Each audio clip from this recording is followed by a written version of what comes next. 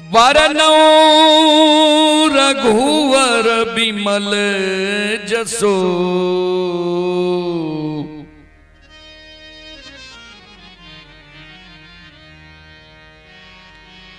जो दायक फल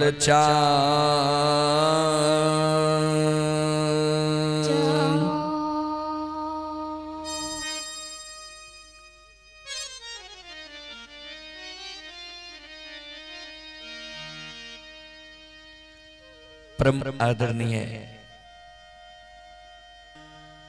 महानुभाव श्रोत सज्जन वृंद, भक्ति स्थल पर उपस्थित भक्तजन, संतजन, गुरुजन, तमाम ग्रामवासी, भारत भूमि की गौरव गरिमा बढ़ाने वाली देवी तुल्य माता एवं शक्ति स्वरूपा बहनों की चरण रूपी गंगा में दासों के दास, सेवकों का सेवक, रुदल पंजियार का कोटि कोटि नमन है।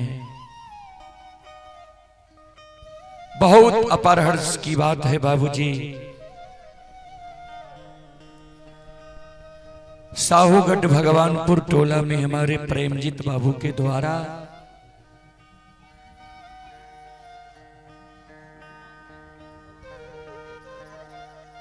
पेन वहां से खोलिए ना,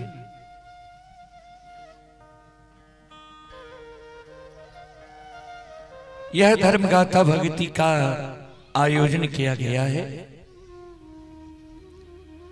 जिसमें आप सभी श्रोताओं, मां बहनों की सेवा करने के लिए भी उपस्थित हैं। मां भगवती धर्मगाथा भगैत मंडली गायक रुदल पंजियार, जो ग्राम पंचायत बेलवारा, प्रखंड सिमरी बख्तियारपुर, जिला सहरसा से चलकर आपकी पावन पवित्र नगरी में आप सभी श्रोताओं, मां बहनों की सेवा करने के लिए उपस्थित हैं। सज्जन वृंद, मैं कोई महान गायक नहीं हूं, कलाकार नहीं हूं कि मैं अपना कला से आप सबों को आकर्षित कर सकूं।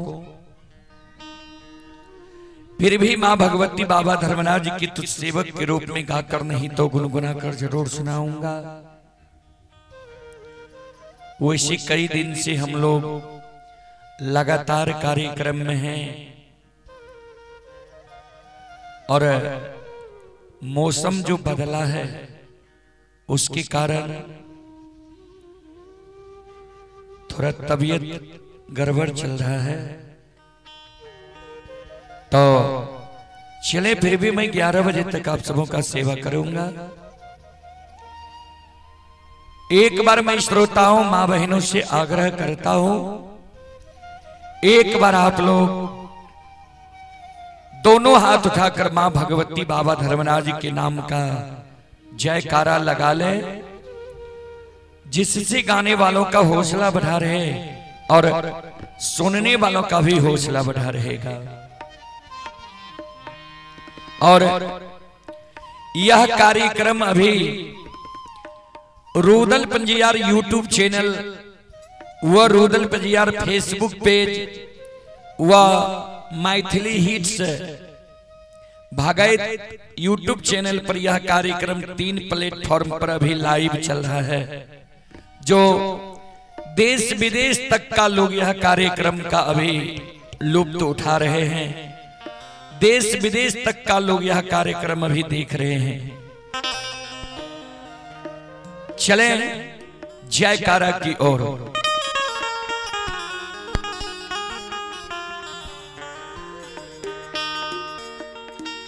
बोलो बोलो माता भगवती महारानी की, श्री दाता धर्मराज की, भक्ति और भगवान की, महारुद्र बजरंगबली की, उमापति महादेव की, बाबा डिहवार की, संत बाबा कारू खिरहरी की, बाबा रघुनी महाराज की, बाबा खेदन महाराज की।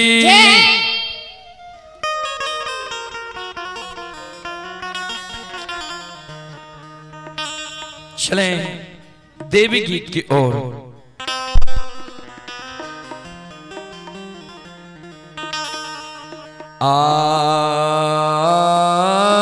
ये सोना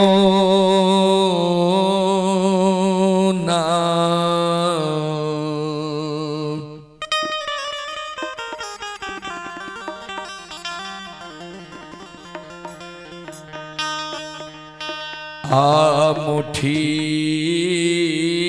बुरहनिया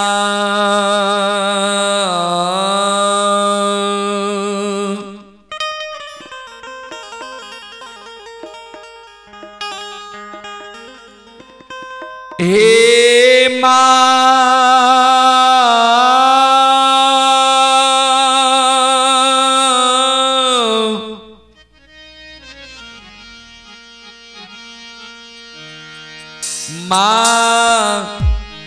आले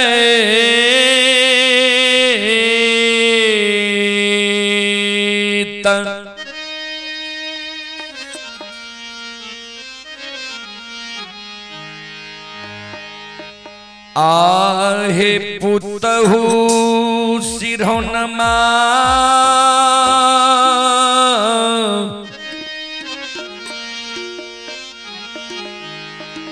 आलाई है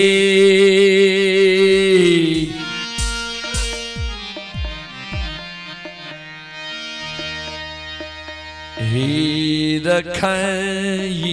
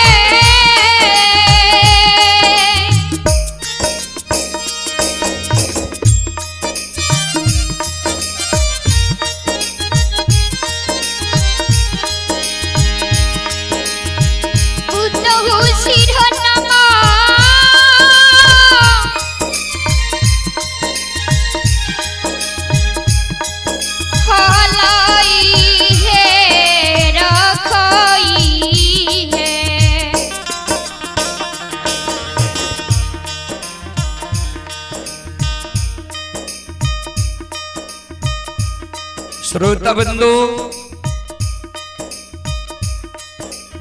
ध्यान देवे।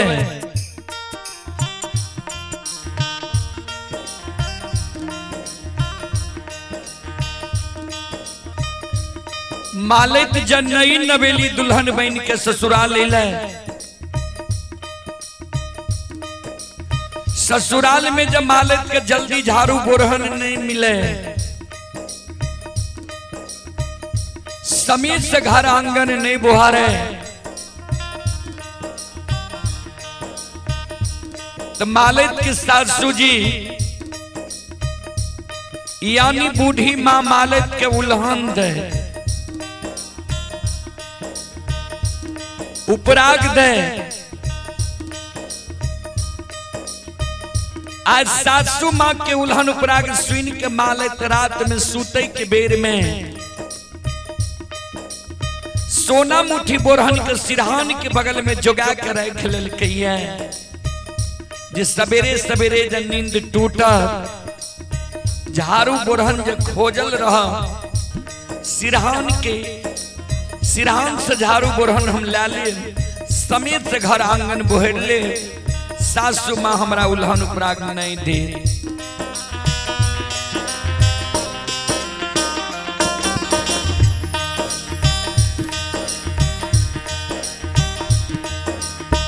आये भेलई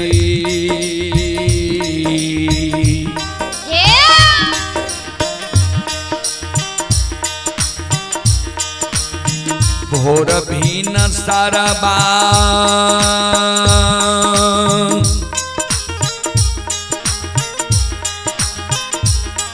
हे यो बाबू सा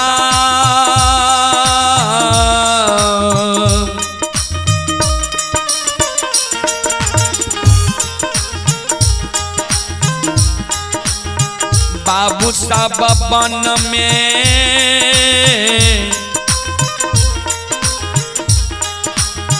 बोले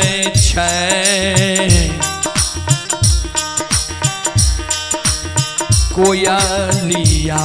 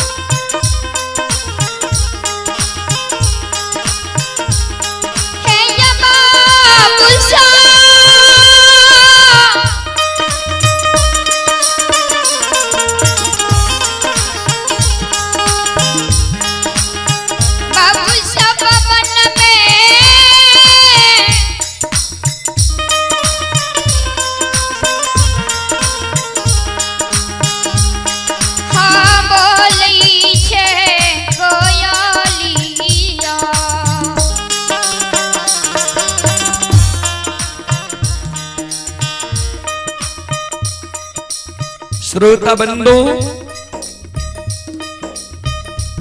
जहिन भीमसार होइया ब्रह्म मुहूर्त आवैया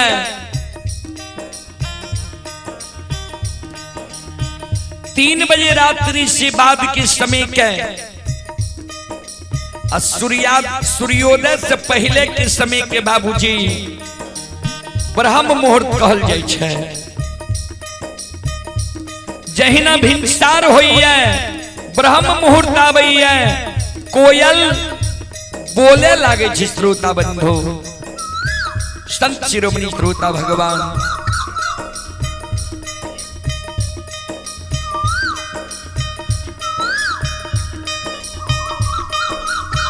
कोयल की आवाज जब मालिक के श्रवण कान में जाए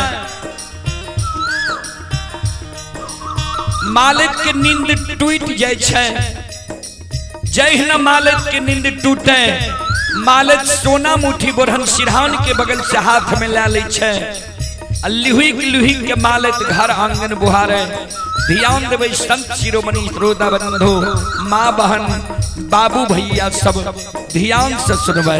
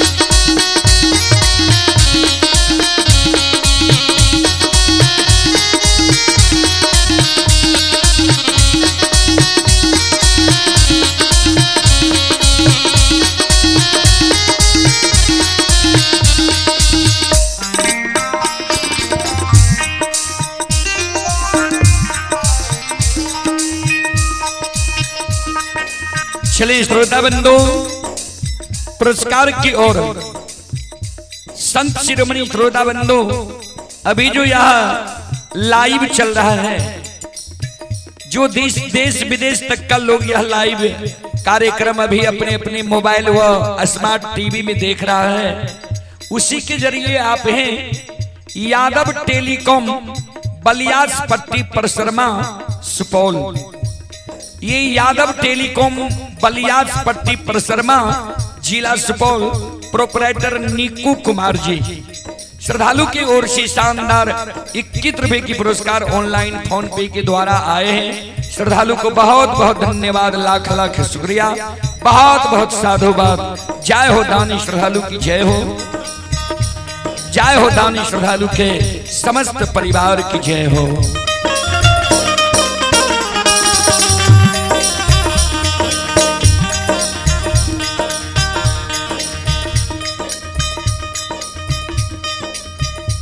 मालिक जे लिहुक के घर आंगन बुहारे रहे, घर आंगन बोहर के मालिक बोटरन के डेढ़िया पर जमा क्या दे छे, बोटरन के कूड़ी लगा दे छे। जय हिना मालिक घर आंगन बोहर के डेढ़िया पर जमा करे बोटरन के कूड़ी लगावे, ता तक में मालिक के सासू जी यानी बूढ़ी माँ के नींद टूट गए। मालिक के सासू जी जा आंगन आवे, मालिक के सासू जी मालिक के व्यवहार देख के आंगन में मालिक के लक्ष्य निदान की उल्हन उपराग दे। मालिक के कहे गे धोची गे अलछहिया, केहन वंश खानदान में तू जन्म ले ली है, केहन तोहर बाप भाई रहो, केहन तोहर माय भौजाई रहो, जे एको गो लूर सऊर सिखा के तोरा नैहर से सासुर नहीं भेजलको। तू जे घर आंगन बोहर के डेढ़िया पर जमा के लिए बोटरन के कुड़ी लगेली है, तोरा ज्ञान नहीं छो जे बोटरन रंगन होय छै, ज्ञान नहीं छो। जेहने अल्लाह चाल व्यवहार तू नैहर में चले रहे, ओहने अल्लाह चाल व्यवहार तू सासुर में चले लागले है। लक्ष्य निदान के उल्हन पुराग बाबूजी मालिक के सासू जी सवेरे सवेरे मालिक के आंगन में दे रहे है, ध्यान से सुनबे।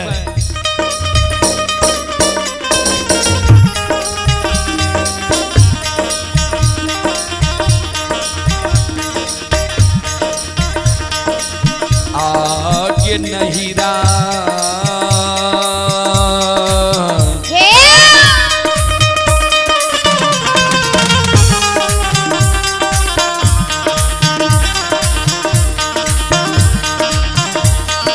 के चल बिगड़ल छ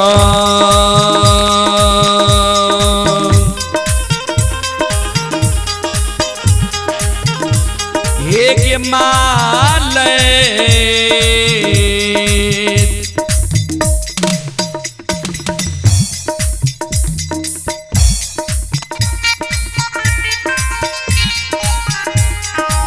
पुतहु ससुरबा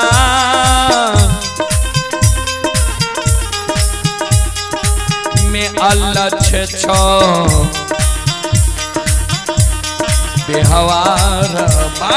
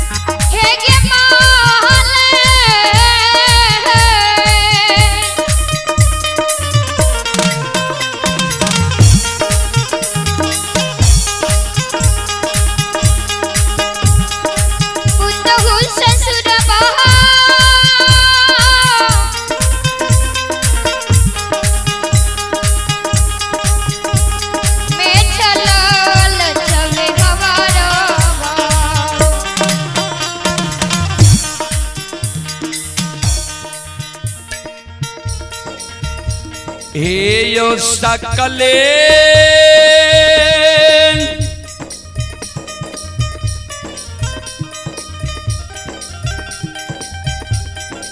समाज बाबा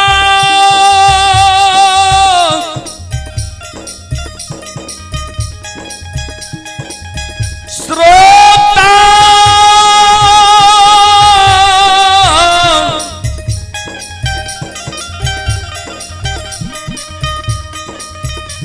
गण भगवान या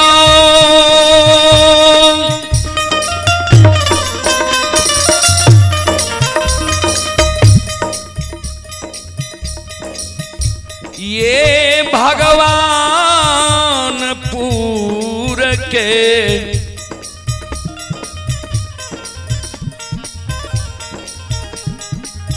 भगती सुनई बाली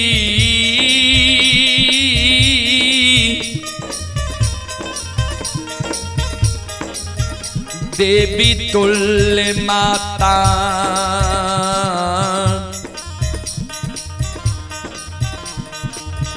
वहाँ अनसा।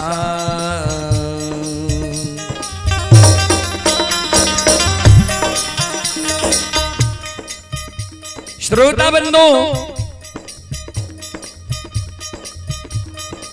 मालक का जिस सासु मां लक्ष्य निदान के उल्हन पराग दे रहे, सासु मां के उल्हन पराग सुन के मालक के आंख से आंसू गिरे लगले।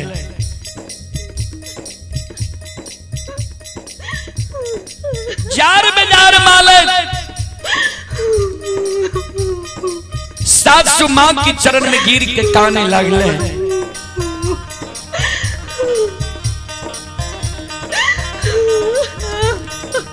ए सासु मां किया हमरा नैहर के उगते छियै, किया हमरा भाई बापू के गाली दै छियै, किया हमरा माँ भाभी के उल्हन पराग दै छियै।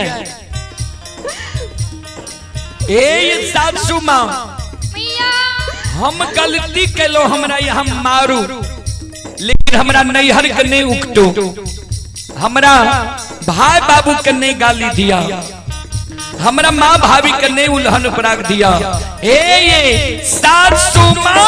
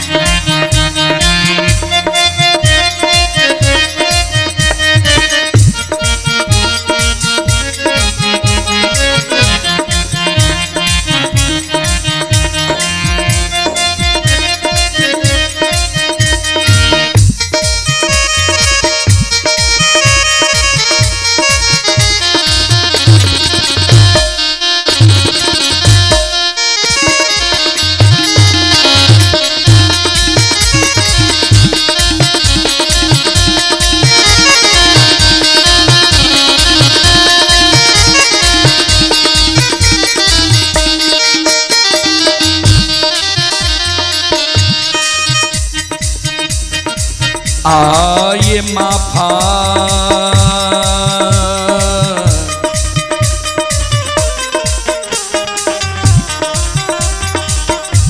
कोई साउंड छोड़ रहा है, पकड़ रहा है। करियो माफा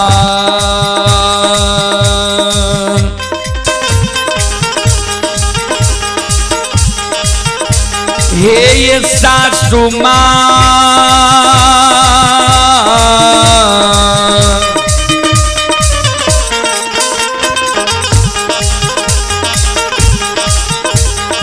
माता जी करोरा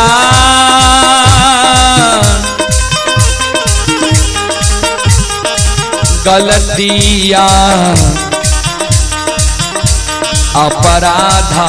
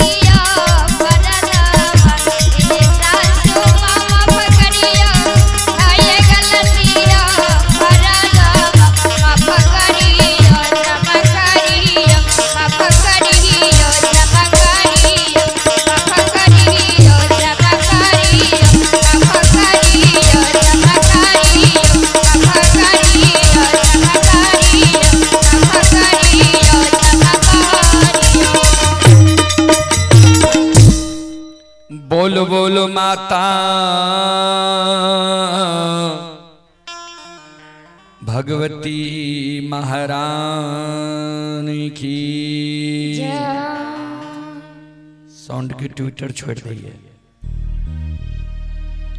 श्रोता बंधो, माँ बहन बाबू भैया सब चले पुरस्कार की ओर। आप हैं ग्राम गढ़िया वार्ड नंबर 9 जिला मधेपुरा बिहार से। ये खरकन यादव के सुपुत्र हैं यदुवंशी अजय कुमार यादव।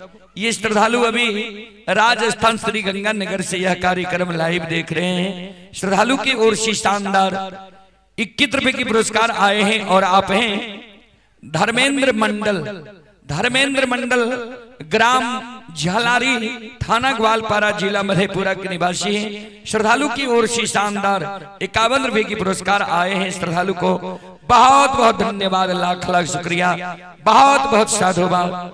आप हैं देवेंद्र यादव मोहरिल साहब गोठियारी वार्ड नंबर 3। ये देवेंद्र यादव मोहरिल साहब गोठियारी वार्ड नंबर 3 की ओर से शानदार 51 रुपए की पुरस्कार आए हैं। श्रद्धालु को बहुत बहुत धन्यवाद, लाख लाख शुक्रिया, बहुत बहुत साधुवाद। आप हैं मां अंबे डीजी टेंट हाउस, ये टोक सिंहपुर वार्ड नंबर 6 थाना गम्हरिया जिला मधेपुरा। प्रोपराइटर रामविलास कुमार रमन। श्रद्धालु की ओर से शानदार 51 रुपए की पुरस्कार आए हैं। श्रद्धालु को बहुत बहुत धन्यवाद, लाख लाख शुक्रिया, बहुत बहुत साधुवाद। जय हो दानी श्रद्धालु की जय हो, उनकी समस्त परिवार की जय हो। आप हैं हरि ओम कुमार। ये श्रद्धालु सूरत से यह कार्यक्रम लाइव देख रहे हैं। हरि ओम कुमार जी की ओर से शानदार 51 रुपए की पुरस्कार आए हैं। ये मटेश्वर धाम कांठों से ये श्रद्धालु की ओर से भागीरथ कुमार की ओर से शानदार 11 रुपए की पुरस्कार आए हैं। श्रद्धालु को बहुत बहुत धन्यवाद, लाख लाख शुक्रिया, बहुत बहुत साधुवाद। जय हो दानी श्रद्धालु की जय हो, जय हो दानी श्रद्धालु के समस्त परिवार की जय हो।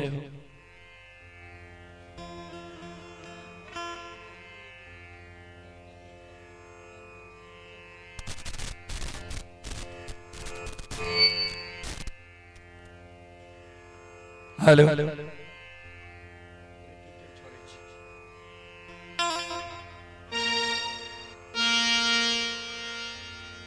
सज्जन वृंद,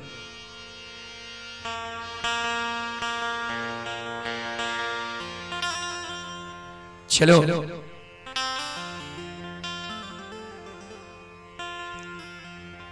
अपने शिव के बीच बेनी बाबा के प्रसंग हम रखे। बेनी बाबा धर्मराज बाबा के जय समी में भक्त पजियार बनावे रहे। बेनी बाबा धर्मराज बाबा से कौन एगो प्रदान मांग ललके रहे। जय जे एगो प्रदान के कारण बेनी बाबा के सरैसा सखुआ सभाग्य के मिथिलांचल सहरसा जिला पररी धनहा चौर में बेनी बाबा का ऐब के बसेले पैर गले रहे। और जे मानव सत्य और धर्म पर रहे छे, ओई मानव के कोना बेड़ा पार भे जाय छे। अपने सब शांति से बैसो और ये प्रसंग सुन के पुण्य की भागी बनो।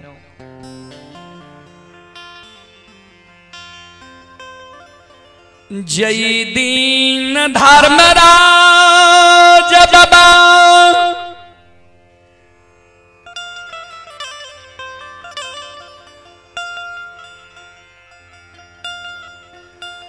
बेनी बाबा के गंगा राज घाट में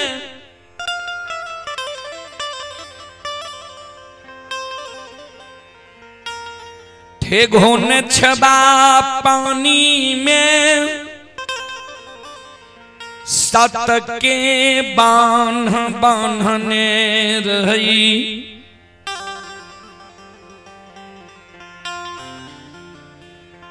सत के बान्ह में बेनी बाबा गंगा राज घाट में काने घर के देवी भगवती के सुमरान करे। आह श्रोता बंधो, बेनी बाबा के घर के देवी रहतीन मां बंदी बिसहरी। बेनी बाबा वही गंगा राज घाट में काने घर के देवी मां बंदी बिसहरी के सुमरन करे। ध्यान दबे, पूर्वज लोग कहे रहे जे कोनो आपत्ति विपत्ति जब पड़े ता घर के इष्ट देवी देवता के मानव के स्मरण करवा की चाहिए, सुमरन करवा की चाहिए।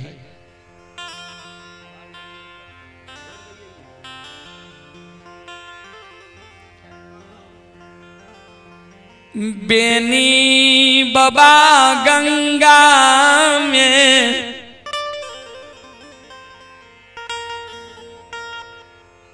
भगवती जगत जननी के सुमरान करई गे जगत जननी।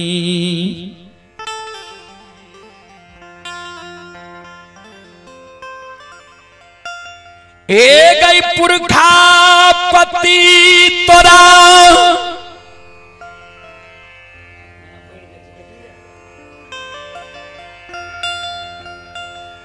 सिरमा चढ़ के लको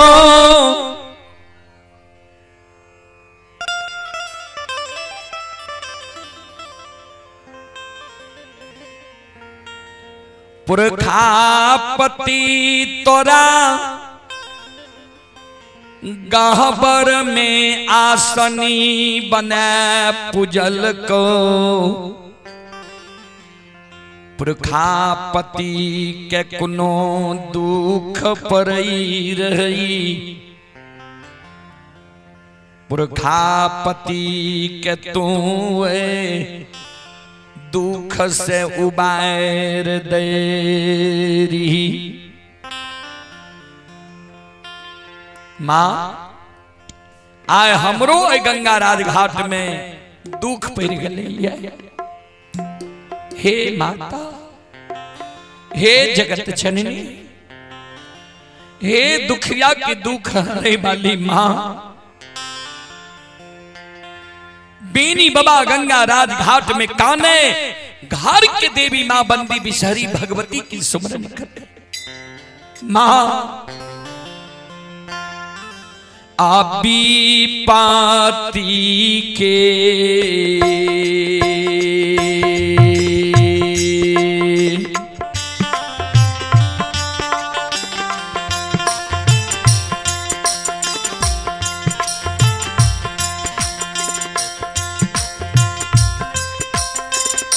गे जगत जननी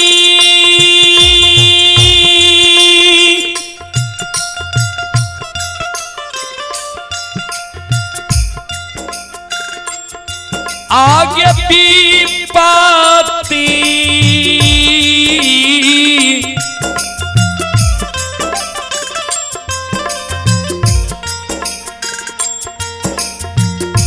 तीखे गई बेर में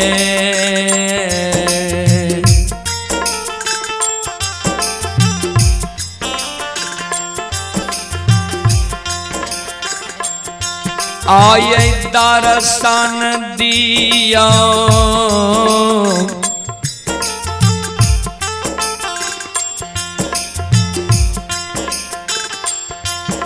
जगत जननी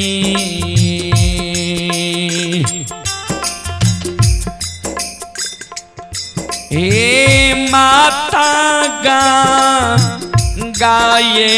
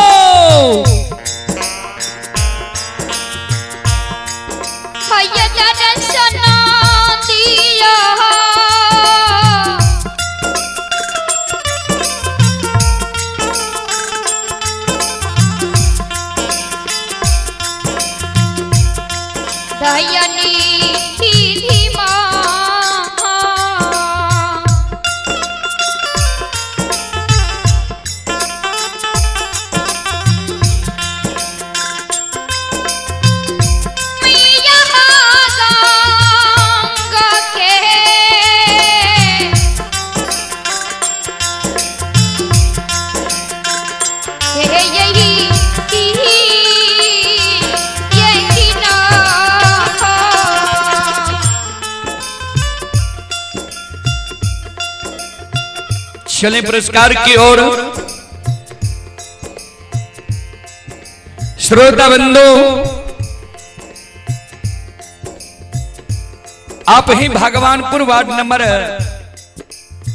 12 से वीरेश यादव की पोता ऋषभ रिद्धि भोलू रियांश यादव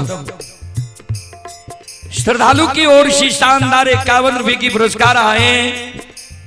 श्रद्धालु को बहुत बहुत धन्यवाद, लाख लाख शुक्रिया, बहुत बहुत साधुवाद। जय हो दानी श्रद्धालु की, जय हो, जय हो दानी श्रद्धालु के समस्त परिवार की जय हो। अजय कुमार यादव जी की ओर से शानदार 11 रुपए की पुरस्कार ऑनलाइन फोन पे के द्वारा आए हैं। श्रद्धालु को बहुत बहुत धन्यवाद, लाख लाख शुक्रिया, बहुत बहुत साधुवाद।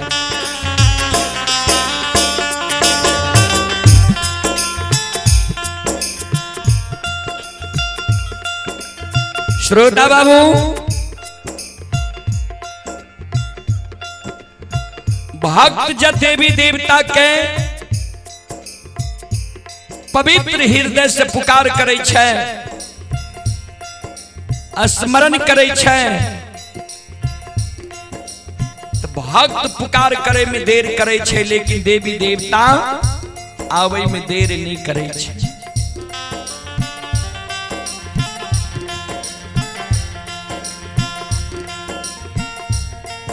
दुखिया के दुख हरई बाली,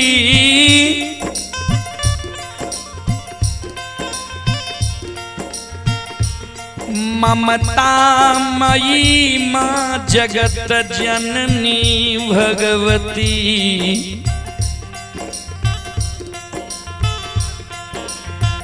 बेनी बाबा के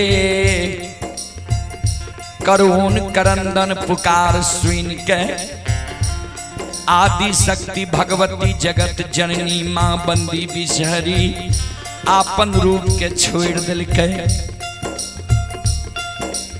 तोता के रूप धारण माँ, तोता के रूप धारण क्या ले छे, तोता सुगा के रूप धारण क्या के आदि शक्ति जगत जननी जगदम्बे भवानी उड़ल उड़ल बेनी बाबा के नजदीक आवे छे। ध्यान देबै, उड़ले ये ओ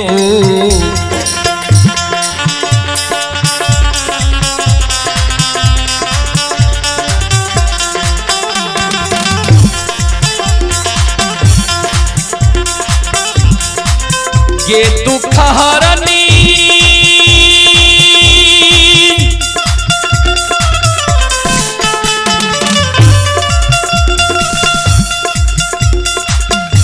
आगे उड़ाले,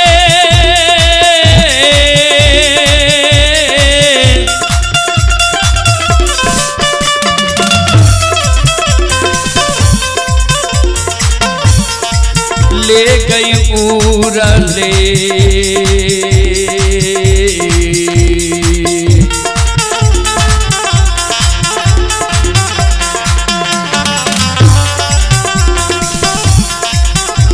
आगे आबै छै जग जननी।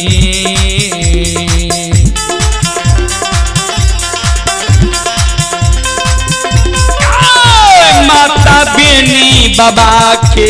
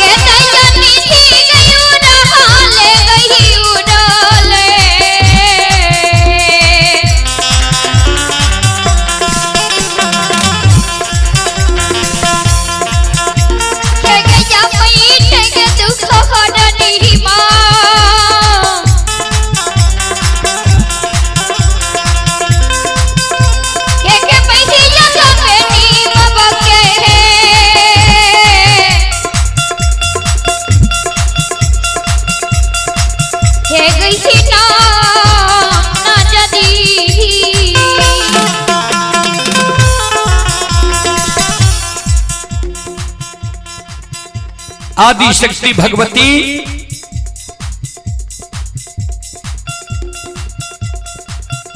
उरल उरल बेनी बाबा के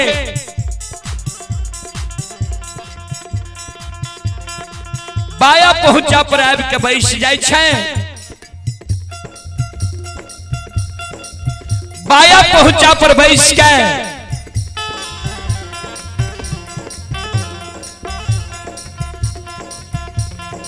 बेनी बाबा के आंख के आंसू के पंख से पूछे की भेल, क्या कानी छो, क्या आंख से आंसू गिरे छ। बेनी बाबा काने मां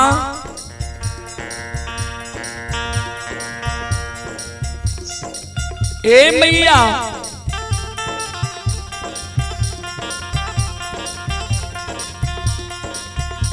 ए गई बालापन से 64 वन जंगल में हम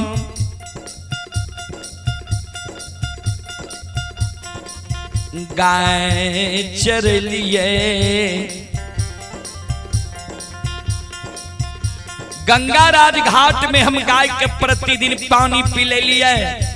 हमहू कुल्ला आचमन कैलौं, हमहू गंगा राज घाट में पानी पी लो। कहिए हमरा साथी है न सुगुन नहीं भेले रहा। आए हम गंगा में प्रवेश के लिए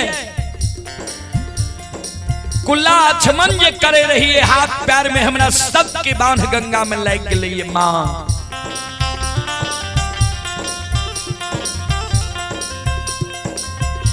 रस्सी के बांध रहती है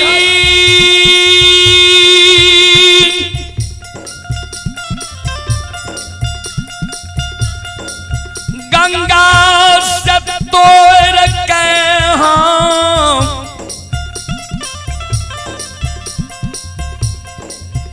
निकल जैती है मां।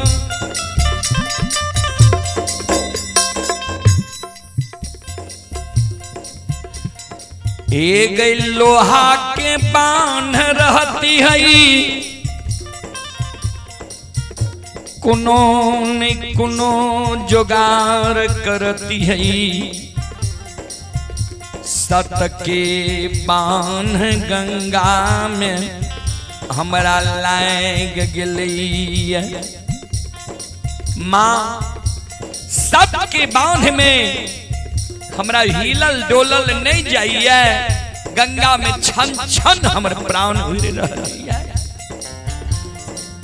माता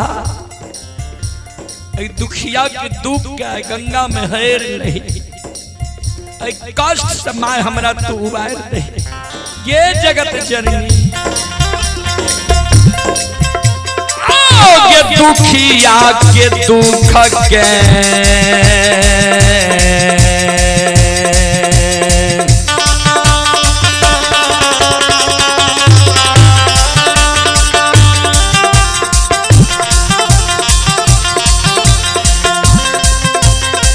ये जगत जननी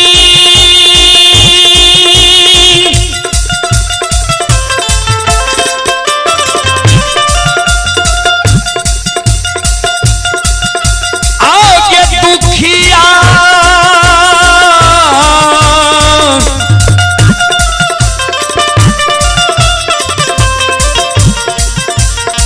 या के दुख के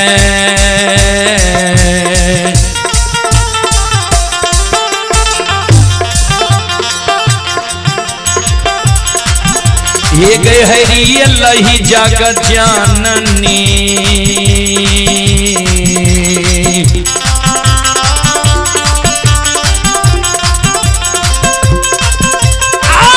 माता गंगा गे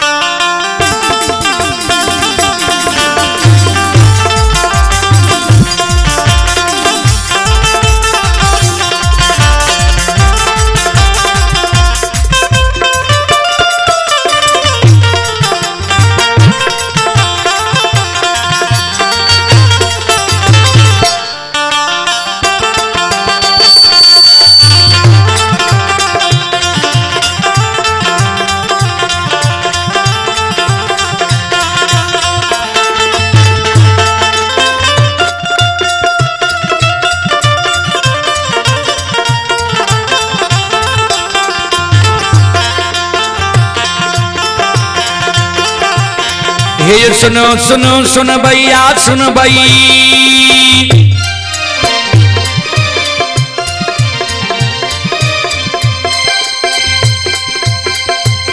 हे सुनो सुनो सुन भैया सुन भई, योग भैया बज भैया सुन भई।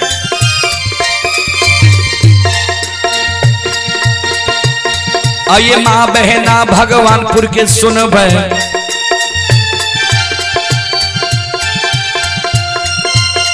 आइए धर्म की बात प्रेम से सुन, हे मालिक के लीला के सुन, बर बर लीला गोसाई रचल कर, माया लगल कैरास रचल का।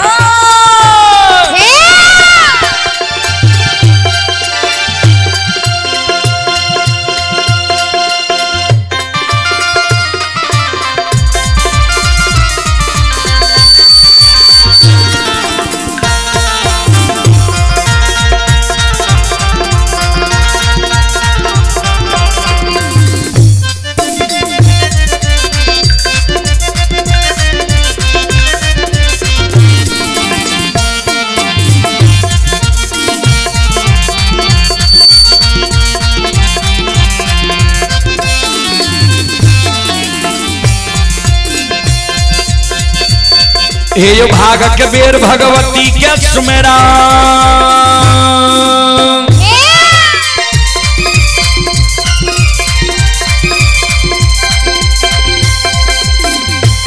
हे यो भाग के बेर भगवती के सुमरो सादा भवानी जगदम्बा के सुमरो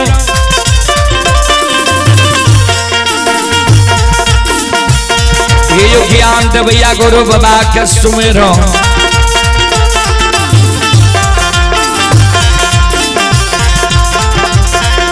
विद्या के दाता सरस्वती के स्मरो गौरी के पुत्र गणेश के स्मरो उमापति यो महादेव के स्मरो अरे यो वीर पवन सुत के स्मरो दुर्गा काली महाकाली के स्मरो सभा के बीच धर्मराज के सुमरो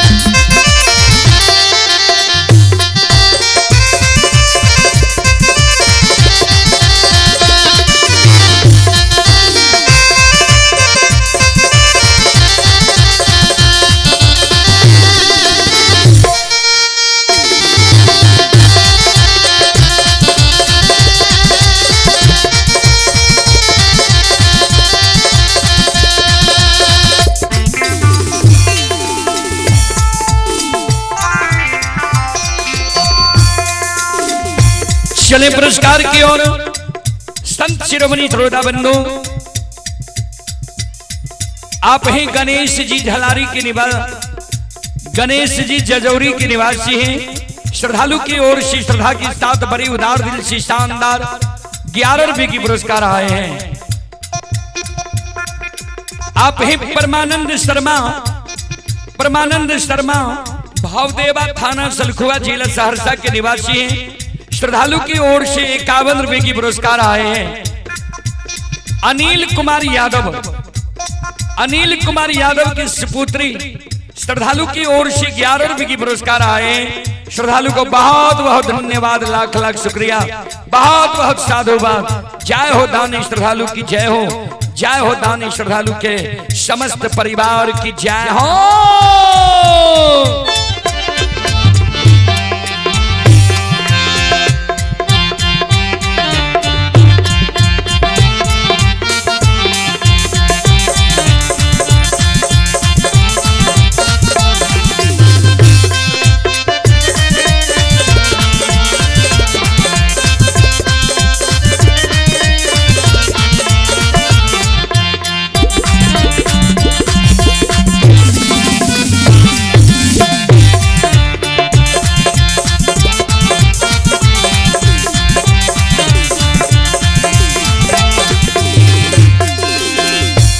हे हो भोला बाबा भंडार कभरी दी हो,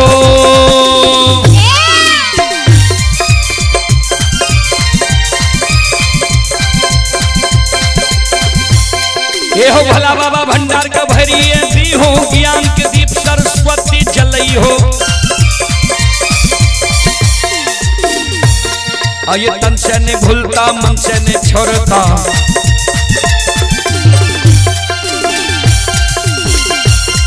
ये सिर में सबैया सेवक कहती हो, सेवक के मन के मनोरथ पूरी हो, बिगड़ल काम कदी मल बनई हो।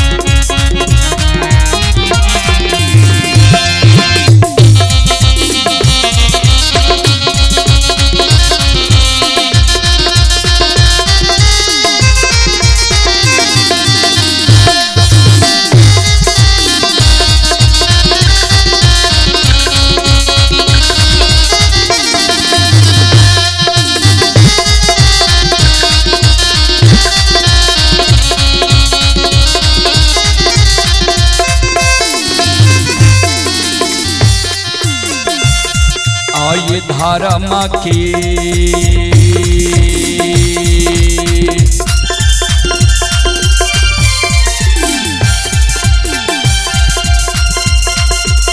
हे यो बाबा धर्म के लीला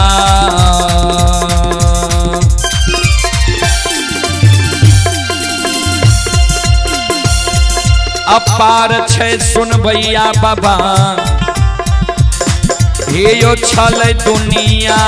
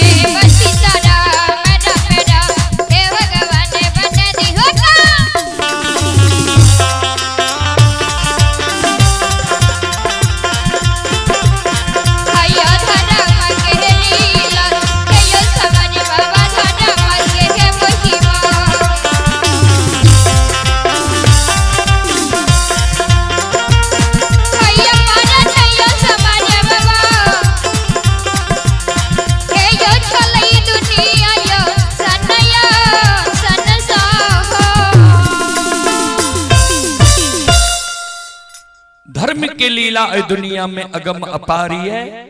धर्म की लीला अगम अपार कोई पावे न पार गुण गावे हजार भक्त करे जय जयकार।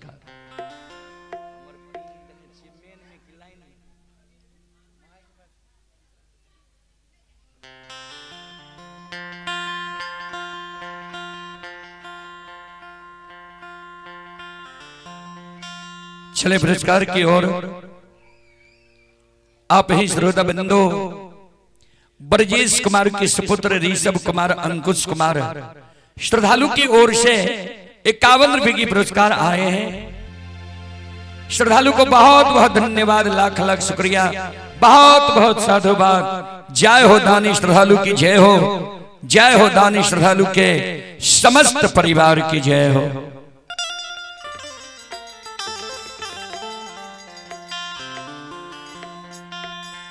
मां जगत जननी जगदम्बे भवानी आदि शक्ति भगवती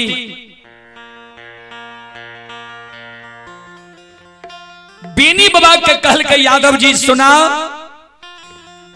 तू जे काम नहीं छो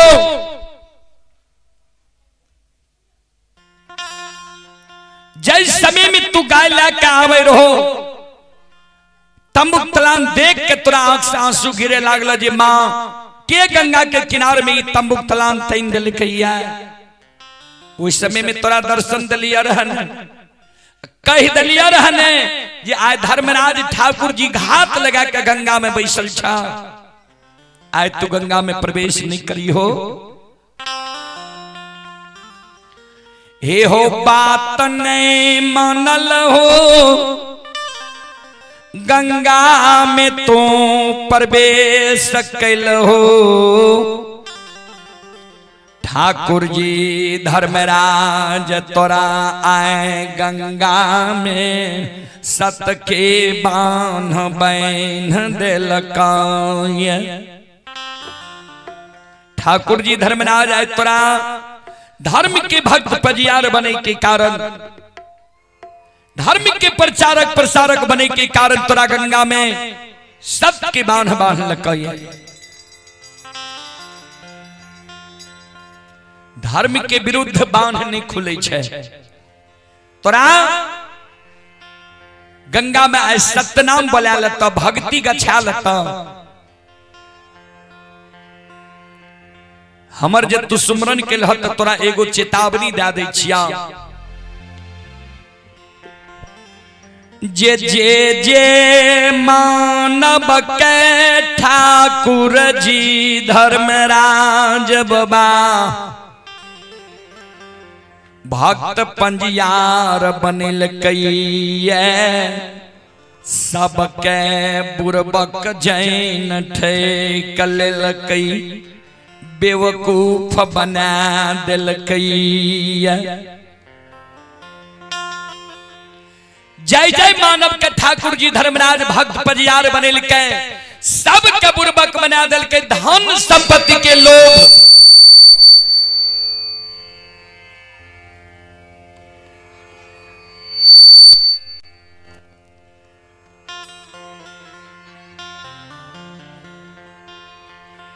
धन संपत्ति के लोभ सब के दिल के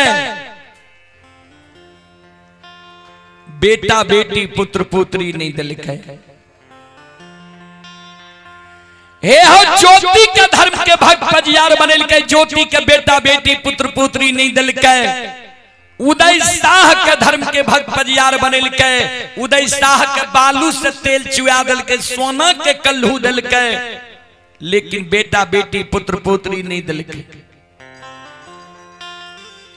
अंदू मालाकार के धर्म के भक्त पजियार बनेल के अंदू के दौना फुलबारी दल के होर के बैल डेढ़िया पर बखारी दल के जस अपार दल के लेकिन बेटा बेटी पुत्र पुत्री नहीं दल के। अंदू के छोड़ के तोरा गंगा में बांध लग धर्म के भक्त पजियार बने के लिए। पंजियार बने से पहले तू जे मांग बहुत तोरा देता तो सबसे पहले तू सेज बख्शाली हो जे तोहर वंश खानदान चले।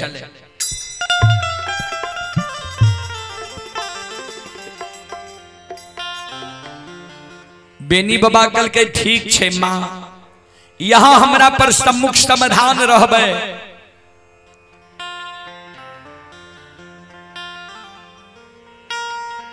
धर्मराज बाबा बेनी बाबा के सत के बान बैन के छिपल रही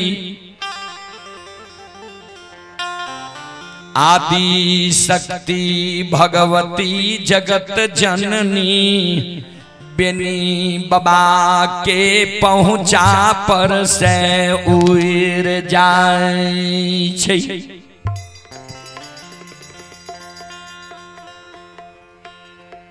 बेनी बाबा गंगा में आवाज लगाओ सरकार के गंगा में हमरा सत्य के बांध बांध लो के दैत भूत देवी देवता भगत पजियार गंगा के किनार में छिए। कौन गलती हमरा से भा गेले जे गंगा में हमरा सत्य के बांध बांध दलिए जे छन छन हमर प्राण छूटे।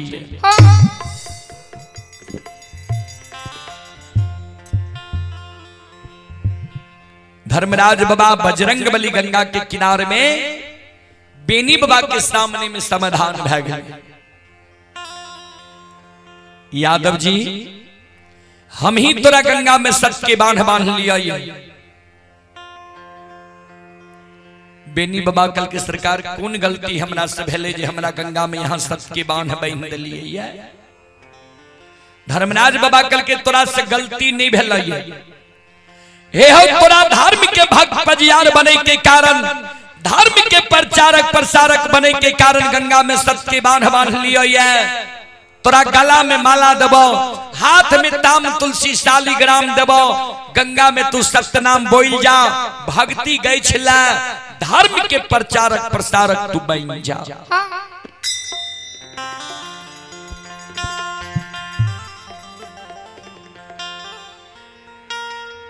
बेनी बाबा धर्मराज बाबा के कही ठाकुर जी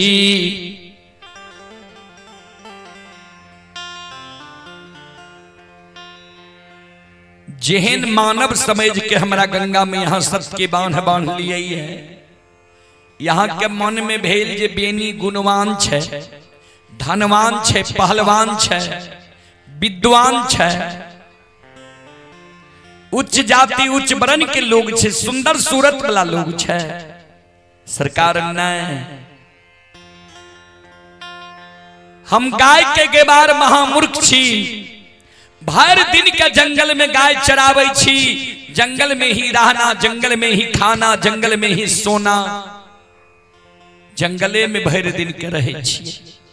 हम पढ़ल लिखल नहीं छी सरकार अपने के धर्म के भक्त पजियार बनेना है प्रचारक प्रसारक बनेना है ए संसार में बहुत पढ़ल लिखल लोग छे, धनवान छे, गुणवान छे, पहलवान छे, विद्वान छे, उच्च जाति उच्च वर्ण के लोग छे, सुंदर सूरत वाला लोग छे। ओकरा ने जाके सरकार यहाँ धर्म के भक्त बजियार बनेबे, प्रचारक प्रसारक बनेबा।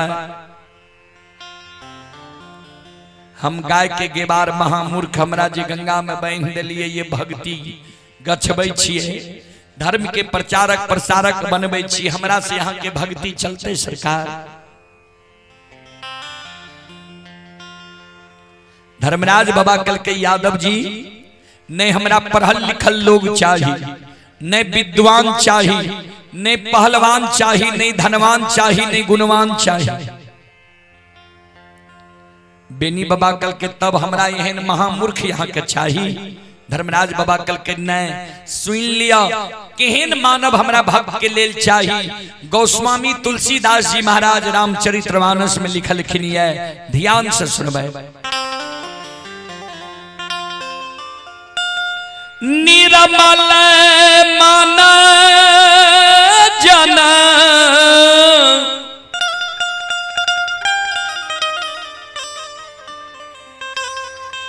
सो मोहि भाबा,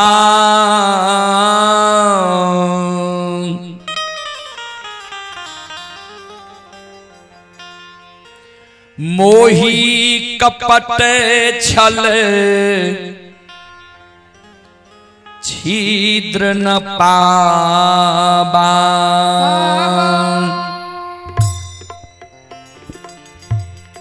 निर्मल मन जन सो मोहि भाबा, मोहि कपट छल छिद्र न पाबा।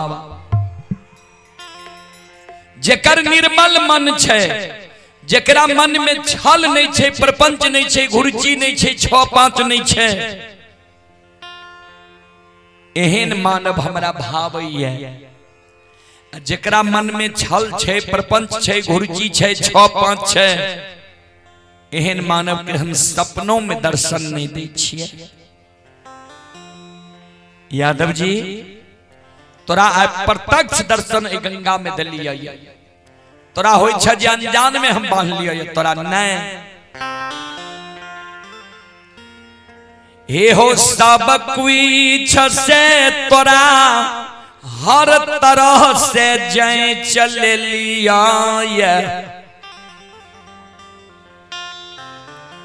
कल शाम में जे तोरा बथान पर घूर धुआं भेल रहा, भक्ति के बस में हम ही तोरा बथान पर घूर धुआं के लिए रहे। रात में विश्व मोहनी सुंदरी के रूप धारण क्या के हम ही तोरा बथान पर एलिया रहे, तोरा भरमावे के लेल। जे यौवन और सुंदरता के लोभ में बेनी लोभाय छे कि नहीं, तोरा तनियो गो लोभ नहीं भेला। लाठी के हाथ से तू बथान पर से हमरा भगा देलो। सवेरे सवेरे हम ही तोरा जगा दिलिया, हम ही गंगा से तोरा पवित्र जल लाब दिलिया, हम ही तोरा गाय के दूध दिलिया, हम ही तोरा से झौआ बन जंगल से दूध लाके साक मोहन कल्याणपुर तोरा गांव पहुंचलिया। तोरा माई के हाथ से भगवती के गहवर में धर्म के नाम से दूध की धार दिला दिलिया।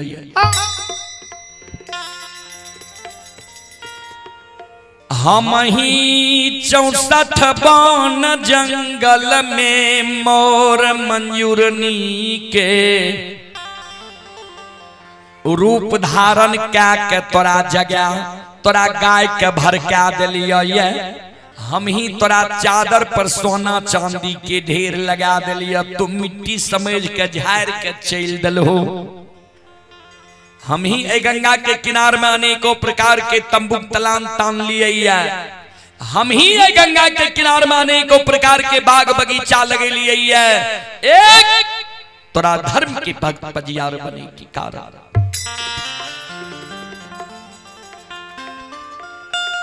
हे हो जहिना सोनार सोना के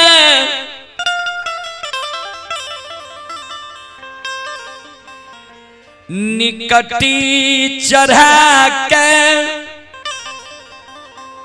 जय चलई छई कसौटी पार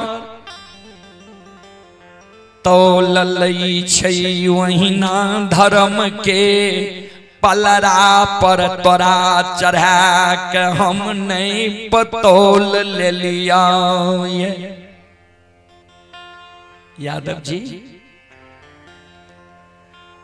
तोरा हम धर्म के पलरा पर तौल ले लिया, तू धर्म के भक्त पजियार बने योग छो।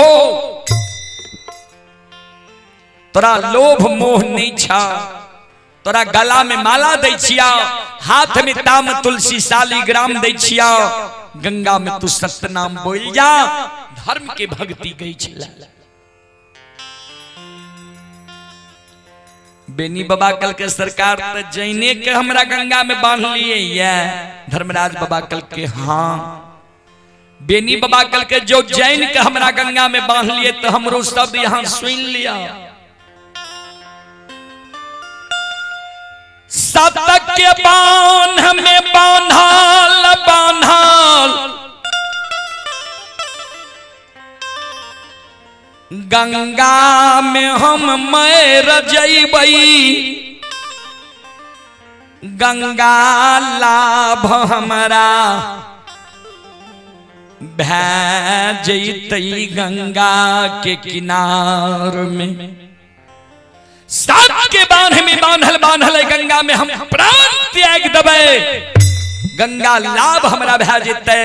कतेक मानव मरे छे तब गंगा लाभ करावे छे, हम तो ए गंगा में खड़ा छिए, ए गंगा में हमर प्राण छूटते, हमरा स्वर्ग भै जइतै, मोक्ष मिल जइतै। लेकिन हमरा जे कहे छो तू धर्म के भक्त पजियार बनेले, धर्म के प्रचारक प्रसारक बनेले, ए ठाकुर जी आहांग में हो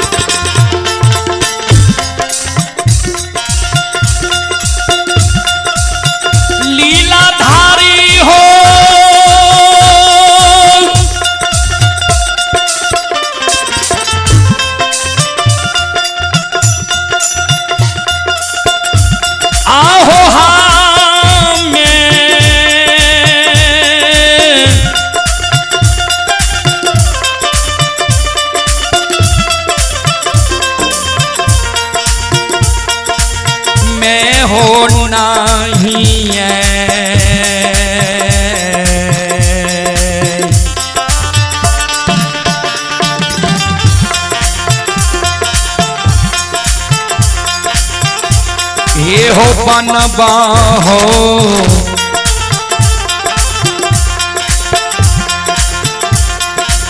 ठाकुर जी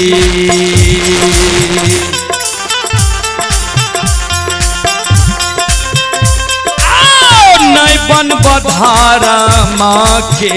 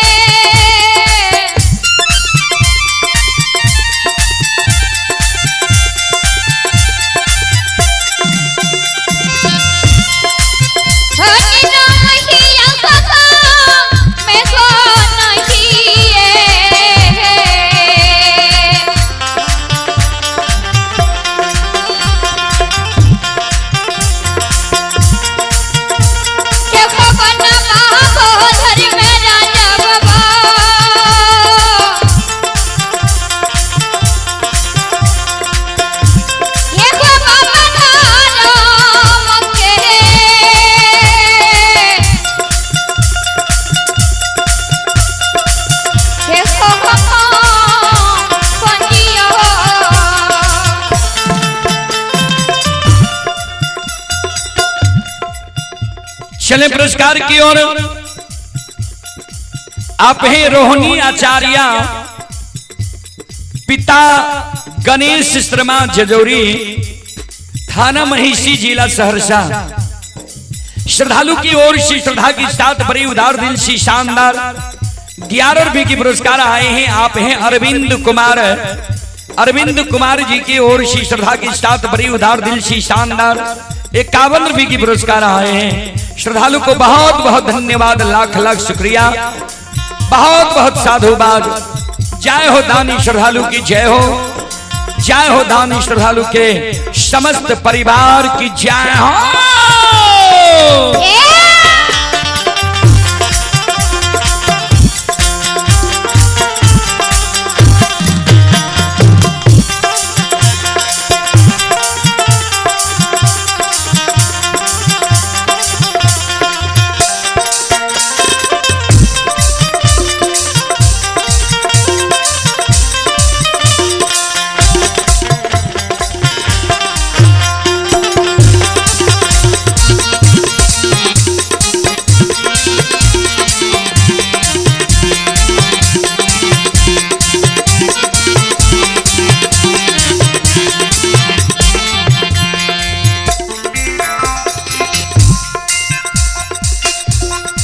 ध्यान में संत शिरोमणि त्रोदा बाबू धर्मराज बाबा कल के बेनी यहाँ गंगा में तू प्राण त्याग तैयार छो, लेकिन धर्म के भक्त पजियार बने तैयार नहीं छो। से क्या कौन कारण छे जे तू धर्म के भक्त पजियार बने तैयार नहीं छो? बेनी बाबा कल के सरकार यहाँ के सब लीला हम जाने छी।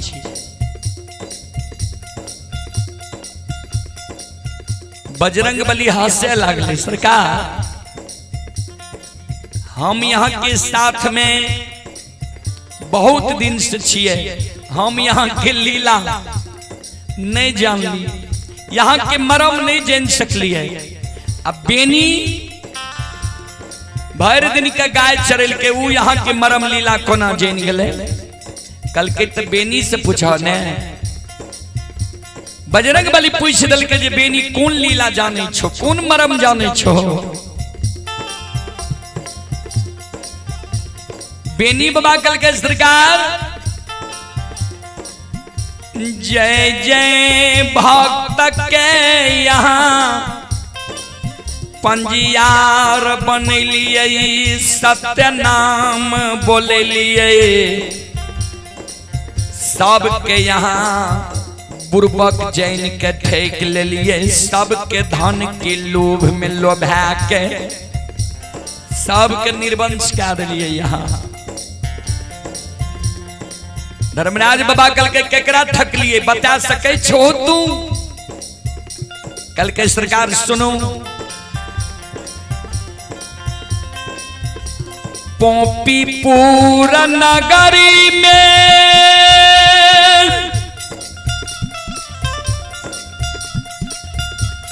ज्योति बाबा के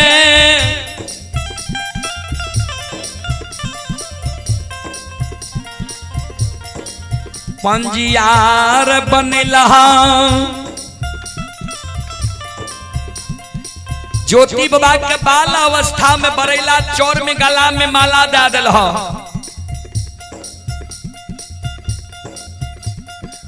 गला में माला दे के तब कहला जे धर्मराज छिया, तोरा भक्ति के लेल हम सृष्टि के लिए तोरा भक्ति करे पड़ता। ज्योति बाबा यहाँ के कहलक जे सरकार ठीक है, भक्ति के लिए जे हमर सृष्टि के लिए ता हम सुअर चरलिए, सुअर के धूल कनगंदा हमरा शरीर में लागले है। शरीर के जब शुद्ध क्या देवे तब हम यहाँ के भक्ति करब। तो यहाँ कहलिए ठीक है, एक दिन तोरा द्वार एबो पहचान जेबो ने। ज्योति बाबा हाँ भेड़ दिल। ज्योति बाबा तो मन में सोचने हेते जे महीना 6 महीना साल भर पर हमरा द्वार अते तो किया न पहचान जेबे। हाँ भर दिलक। ज्योति बाबा के यहाँ गौर चढ़ा के जांच लिए। जे रूप के दर्शन बाल अवस्था में दिलिए, उ रूप के दर्शन उ रूप लाके ज्योति बाबा के द्वार यहाँ जब ज्योति बाबा के विवाह दुरागमन भै गए, दुरागमन के 2 दिन के बाद ज्योति बाबा के द्वार गेलिए।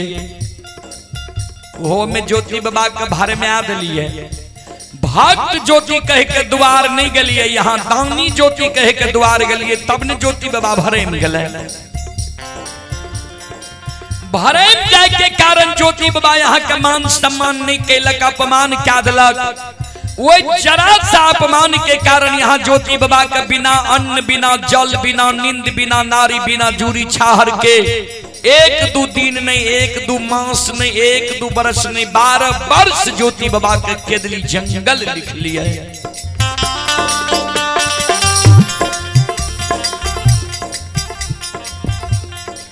केदली के दुख ज्योति बाबा सह लेलक। तैयो ज्योति बाबा के यहाँ एगो बेटा बेटी पुत्र पुत्री संतान नहीं दिलिए। ठाकुर जी कतेक निर्दयी यहाँ छिए। ये वंश से निर्वंश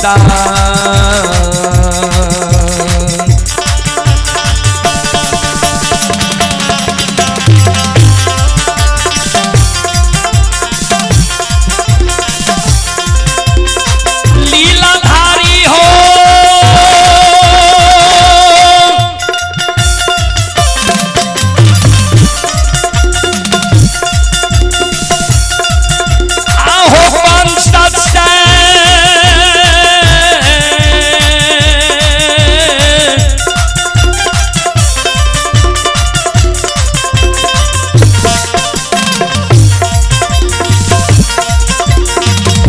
निर्वंश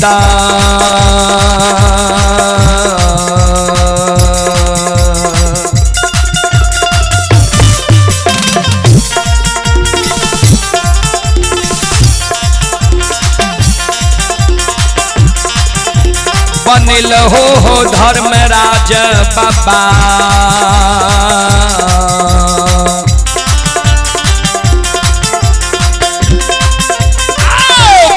ज्योति के पोपी पूरा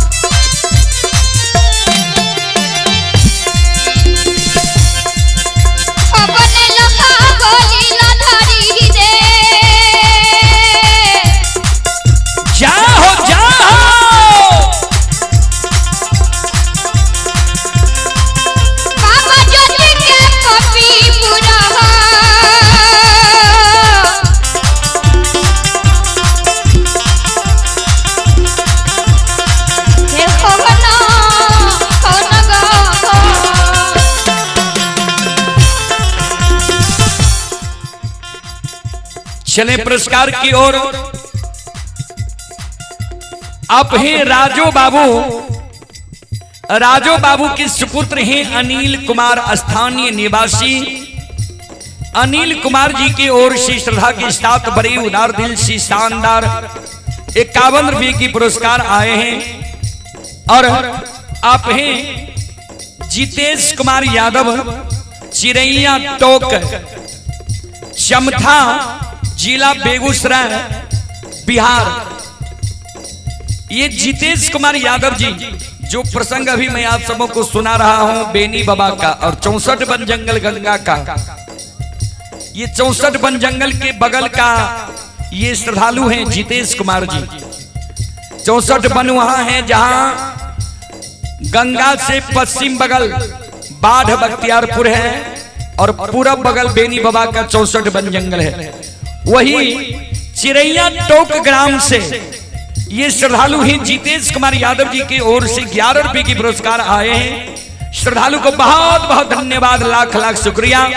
आप हैं दिव्यांशु कुमार और सुधांशु कुमार, पिता किशोर यादव, दादा श्री छोटे लाल यादव, ग्राम चंपापुर लालपुर। श्रद्धालु की ओर से 11 रुपये की पुरस्कार आए हैं। श्रद्धालु को बहुत बहुत धन्यवाद, लाख लाख शुक्रिया। आप हैं शिव कुमार यादव, आप हैं शिव कुमार यादव, उप मुखिया गोढ़ियारी, साहूगढ़ पंचायत। ये शिव कुमार यादव जी की ओर से शानदार 51 रुपये की आशीर्वाद हमारे मंडली के लिए आए हैं। गुरुजन के चरण कमलों में कोटि कोटि नमन करता हूं, आशीर्वाद चाहता हूं। और आप हैं राजा कुमार यादव, गणेश स्थान, ये जय गुरु मोटर पार्क के प्रोपराइटर हैं। श्रद्धालु की ओर से 101 रुपये की पुरस्कार आए हैं। आप ही सुंदर कुमार, पिता राजेश यादव, सुंदर कुमार पिता राजेश यादव जी की ओर से शानदार 101 रुपये की पुरस्कार आए हैं। श्रद्धालु को बहुत बहुत धन्यवाद, लाख लाख शुक्रिया, बहुत बहुत साधुवाद। जय हो दानी श्रद्धालु की जय हो, जय हो दानी श्रद्धालु के समस्त परिवार की जय हो।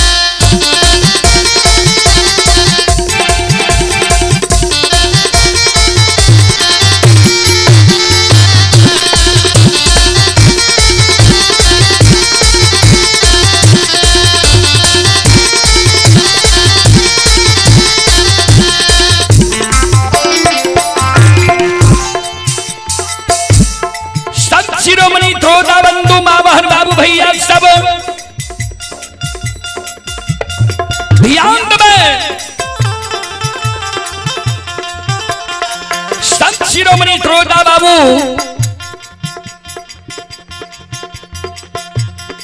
बेनी बाबा धर्मराज बाबा का कहे ठाकुर जी, दोसर में यहाँ उज्जैनी नगर में उदय बाबा के धर्म के भक्त पजियार बने लिए। उदय बाबा के की नहीं दलिए यहाँ।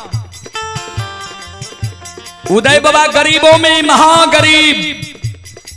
उदय बाबा राजा के यहाँ से सरसों तोरी रैचा लावे रहे आ कल्हू के पाला अपना कंधा पर लाकर चारों बगल घूमे। छाती के बल से उदय बाबा तेल पेरे आ तेल राजा के पहुंचावे। खल्ली बेच के उदय बाबा के गुजर जाए रहे। उदय बाबा के जब पजियार बनवे ले यहाँ गलिए तो उदय बाबा के कल्हू में बैल दलिए, सोना के कल्हू दलिए, सुंदर घर बना दलिए, घर के अगल बगल जमीन दलिए। उदय बाबा के खरीदे के बेर में पछला पलड़ा पर बैस के, बेचे के बेर में अगला पलड़ा पर बैस के उदय बाबा के यहाँ सेठ साहूकार बना दिलिए, गरीब से अमीर बना दिलिए। इतने गुण ने जे बालू निरस चीज होय छे, वो बालू से उदय बाबा के यहाँ तेल चुआ दिलिए। बालू से तेल चुआवे लावे है, भक्त पजियार के एगो बेटा बेटी दे लेने आवे है। ठाकुर जी ए धर्मराज बाबा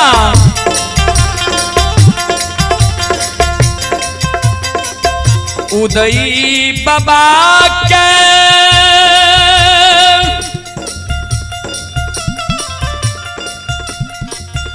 बालू से तेल चुआ दिलिए उजनी नगर में।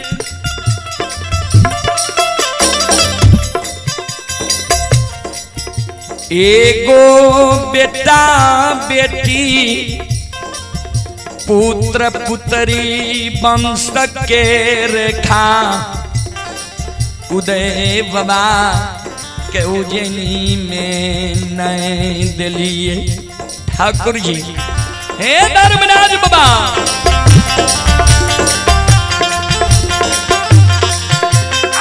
ये वंश से निर्वंश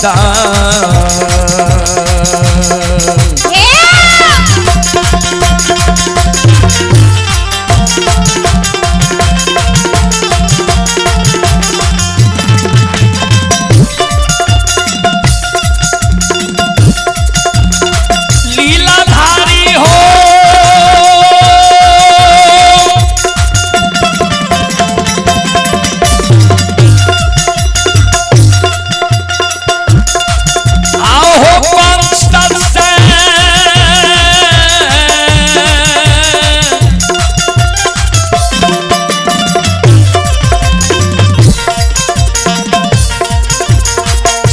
निर्वंश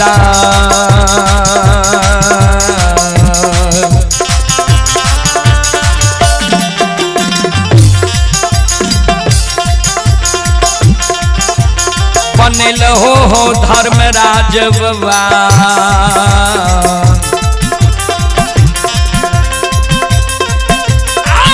बाबा उदय के उजनी हो।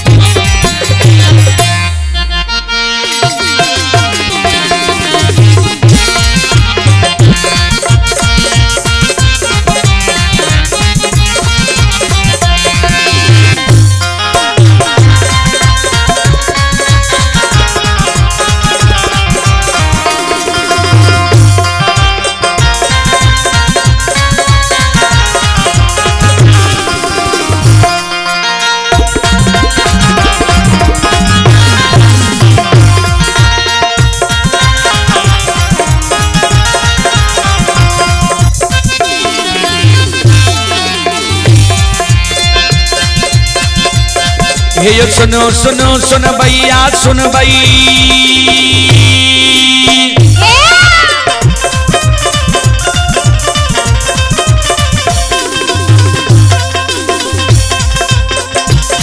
ये सुनो सुनो सुन भैया सुन भई यो गवैया बज भैया सुन भई आइए माँ बहना भगवानपुर के सुन भई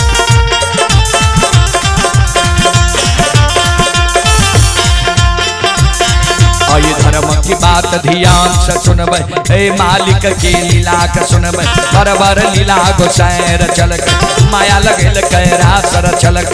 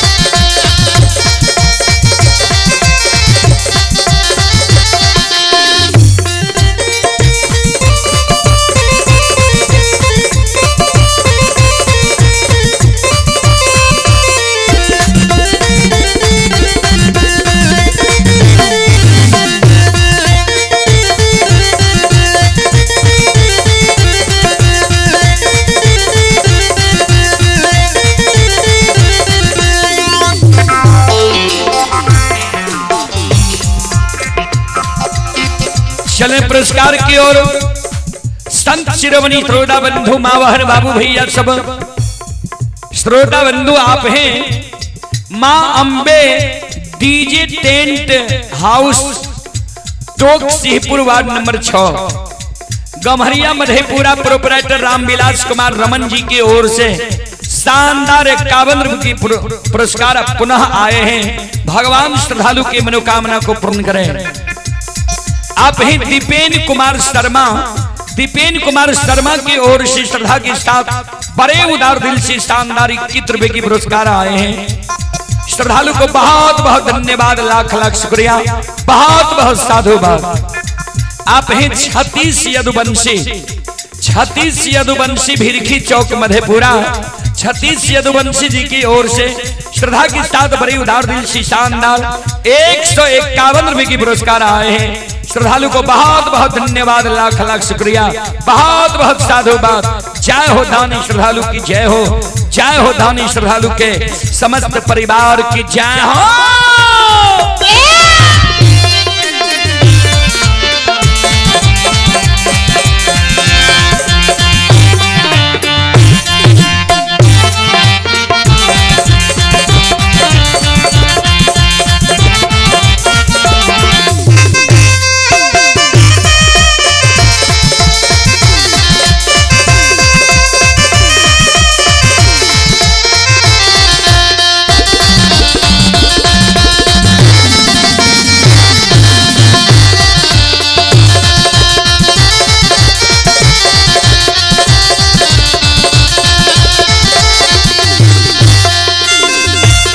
हे हो भोला बाबा भंडार का भरिए दी हो।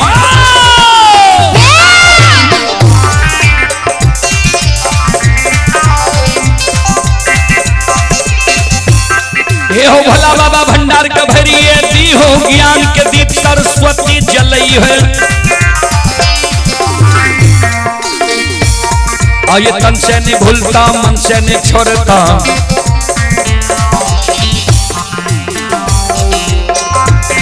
आये में सबैया सेवक कहती हो। सेवक के मन के मनोरथ पूरी हो। बिगड़ल काम में कभी मल बनई हो।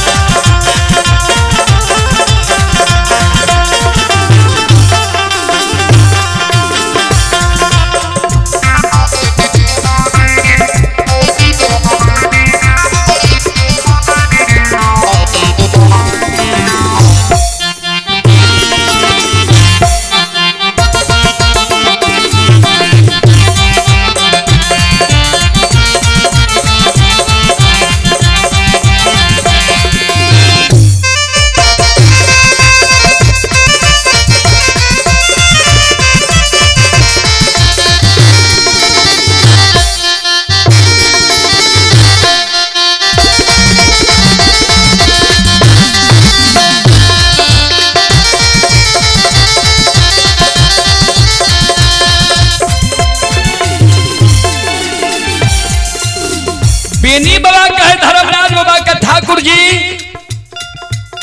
दोसर में उज्जैनी नगर में उदय बाबा के धर्म के भक्त पजियार बने लिए। उदय बाबा के बेटा बेटी पुत्र पुत्री ने दिलिए, धन संपत्ति दिलिए। तेसर में मोकमा नगरी में अंदू बाबा के धर्म के भक्त पजियार बने लिए। अंदू बाबा दोसर के बारी से फूल तोड़ तोड़ गहवर में चढ़ावे, वहां से कुछ रुपया पैसा अनाज मिले थे अंदू बाबा के गुजर जाए रहे। अंदू बाबा के जब भक्त पजियार बनावे ले यहाँ गेलिए ना, तो अंदू बाबा यहाँ के कहलक दौना फुलबारी दियो, हर के बैल दियो, डेढ़िया पर बखारी दियो, जस अपार दियो। तो अंदू बाबा के यहाँ दौना फुलबारी दे दिलिए, हर के बैल दे दिलिए, डेढ़िया पर बखारी दे दिलिए, जस एहन दिलिए जे अंदू बाबा के गहवर से कोई निराश भकर नहीं जा। अंधा जा अंदू बाबा के गहवर आवे, अंधा का अंदू बाबा पान दिया आंख से सुझे लागे, बहिरा के पान दिया कान सुने लागे, कोरिया के पान दिया काया सुंदर भै जाए, बांझी के पान दिया कोई से बेटा बेटी भै जाए। अंदू बाबा के हाथ से देल पान से कतेक माय बहन के बेटा बेटी पुत्र पुत्री संतान भेले। अपना अंदू बाबा के लिए यहाँ एगो बेटा बेटी पुत्र पुत्री संतान अंदू बाबा के नहीं दिली, वंश निर्वंश बना दिलिए। बुढ़ारी उम्र में अंदू बाबा के यहाँ झुआ खुरका बन में दौड़े नहीं घुरे। ठाकुर जी हे धर्मराज बाबा ध्यान दबे, हे यो ई देवता सतरंगिया छियै,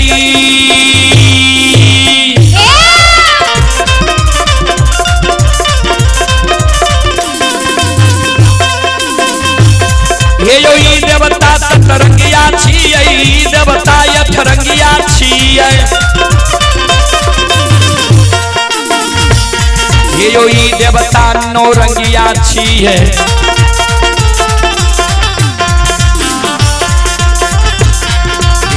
देवता दशरंगिया छियै, इनकर नाम अनेक लागैए। कोई एकरा निरमोहिया कहे छै, कोई एकरा छलगरिया कहे छै, कोई एकरा बाबू कैलाश कहे छै, कोई एकरा निरंजन कहे, कोई एकरा निराकार कहे, कोई एकरा यमराज कहे, कोई एकरा धर्मराज कहे।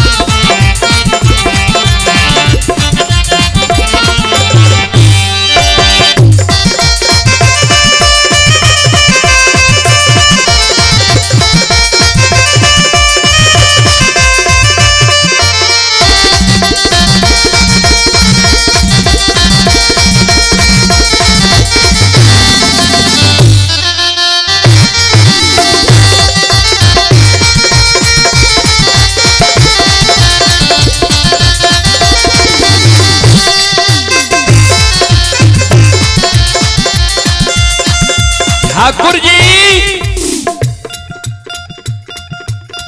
अंदू बाबा के भी एगो बेटा बेटी पुत्र पुत्री संतान नहीं दिलिए। ये वंश से ये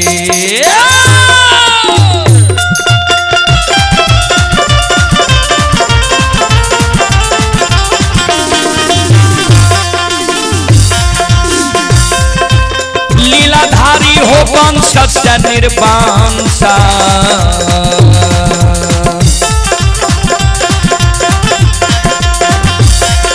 बनल हो धर्मराज बाबा, बाबा अंदू के मोकमा।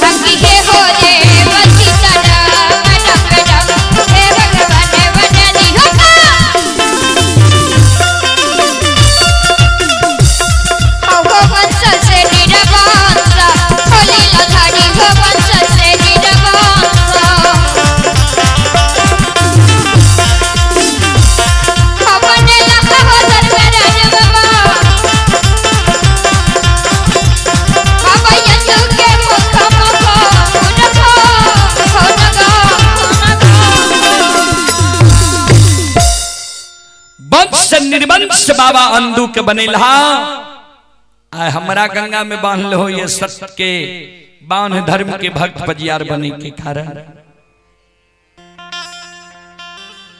हम नहीं बनबा गोसाई हो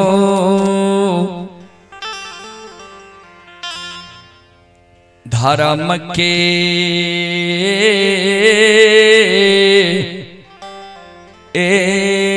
पंजिया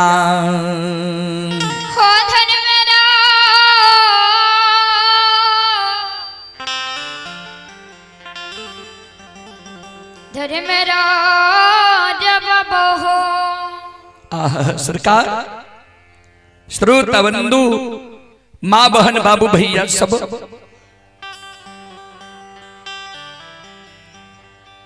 धर्मराज बाबा कल के बेनी तू हमरा पर आरोप लगबै छो हमरा पर आरोप लगबै छो जे सबके ठैक ललहाया हे हो हम ककरे नहीं ठकलिए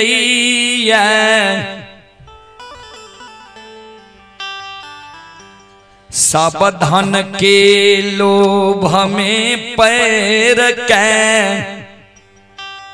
अपने से ठका गेलैया ओ भगवान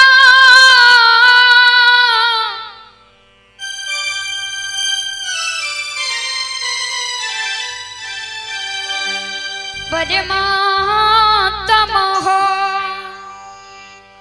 यादव जी तू हमरा पर आरोप लगबै छो जे तू ठैक लेलह सबके हम ककरे नहीं ठकलिए सब अपने से धन के लोभ में पैर के ठका गेलै ज्योति के नाम लेलहा ज्योति भक्ति मांगल के ज्योति के भक्ति दिलिए बेटा बेटी के इच्छा कहिए ने के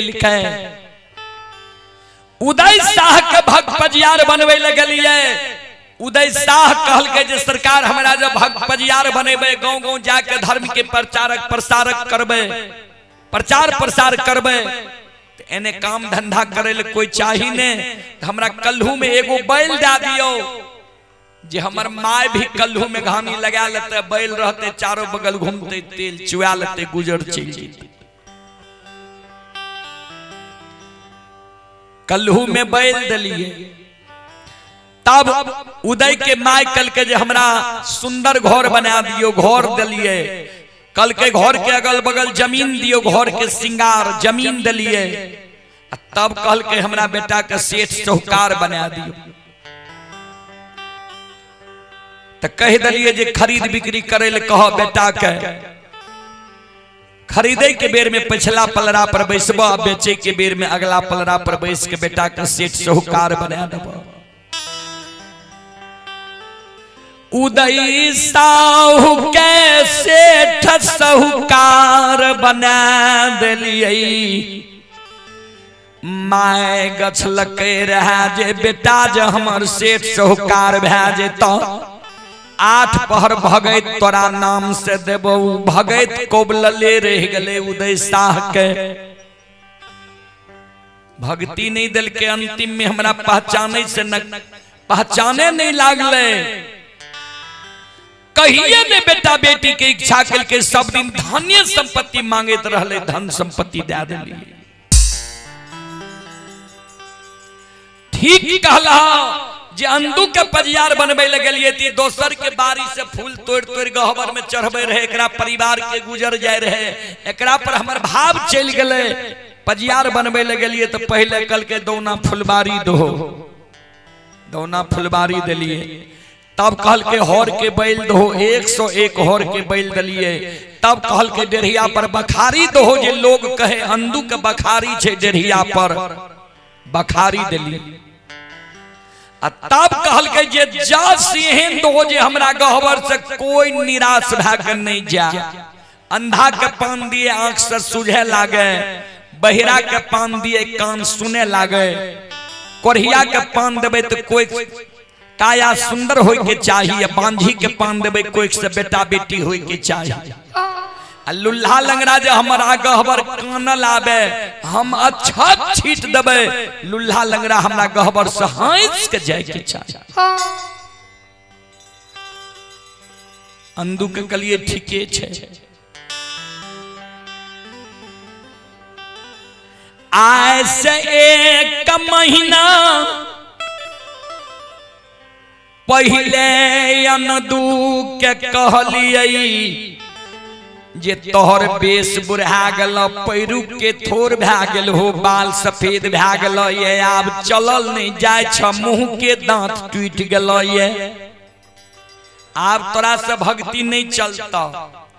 ता हमरा योग्य एगो बालक पजियार तू अपना से खोज के दे जे ओकरा हम बालक पजियार बना लिए जे भक्ति करे। 1 महीना पहले अंधु के कहलिए रहे, आय जगलिए दौना फुलबारी अंधु के कहलिए जे बालक पजियार खोज के राख लो। अंधु के लोभ भै गेले जे गोसाई मुकमा नगरी से चल जाते, कारण मुकमे में घुमा फिरा के राख ली गोसाई के।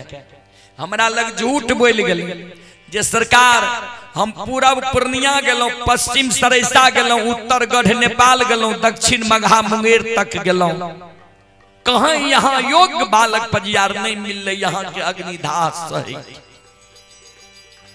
हमरा लग झूठ बोल गेल, जबकि अंधु जाने छे जे घट घट के बात हम जाने छिए, तैयो हमरा लग झूठ बोल गेल लोभ के कारण। तब अंधु के कहलिए चलो हम बालक पजियार खोज लेलिए, आ गंगा में बालक पजियार के सत्य नाम बोलेबे, तू अपना हाथ से गला में माला दे दियो, हाथ में ताम तुलसी दा के सत्य नाम बोला लिहो। तब अंधु के माय दोना फुलबारी में काने लागले जे सरकार पोता पोती के लिए आंख लागले रहते हमार, कहा अंधु के बेस बढ़ा गले, पैरू के थोर भै गेले, बाल सफेद भै गेले, मुंह के दांत टूट गले। ऐ उम्र में जे अंधु के बेटा बेटी पुत्र पुत्री देवे, लोग हंसबे न करते, कलंके न लगते अंधु के। हे हो हम ककरे नए ठकलिए,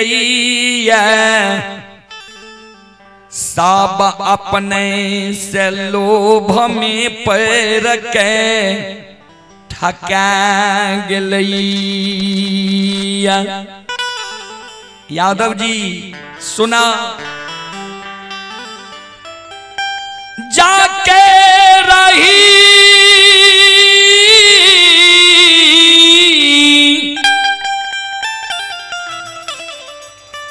भावना जैसी,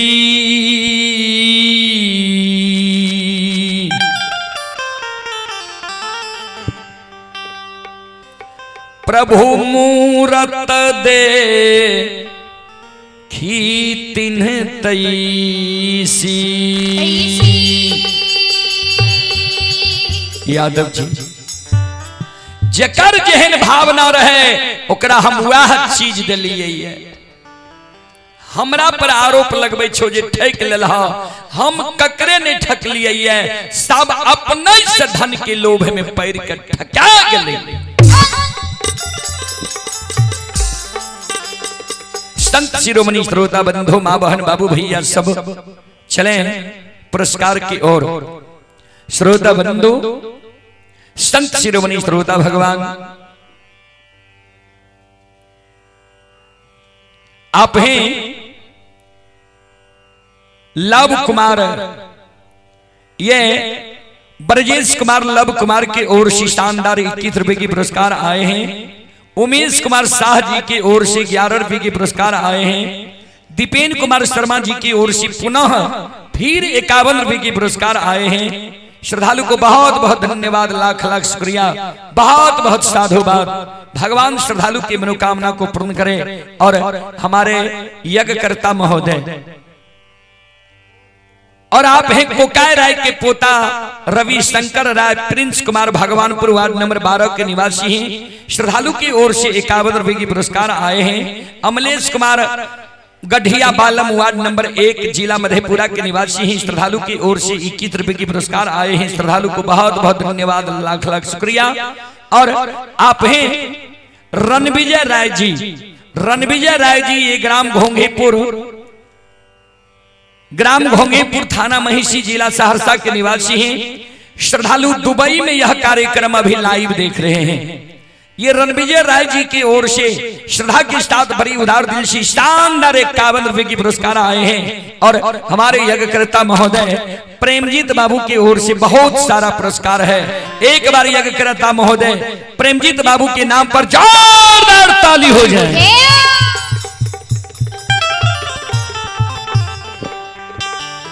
भगवान श्रद्धालु की मनोकामना को पूर्ण करे मां सरस्वती।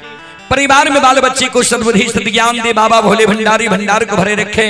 श्रद्धालु के यज्ञ को भगवान भली भांति संपन्न करे। जय हो दानी श्रद्धालु की जय हो, जय हो दानी श्रद्धालु के समस्त परिवार की जय हो। अइला सेवकिया बाबा तोहरे दोहरिया हो बाबा,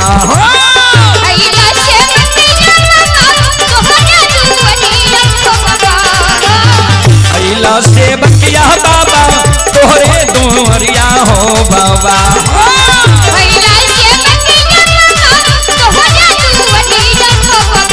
बाबा हो सेवक के मन के मनोरथ पूरी हो बाबा,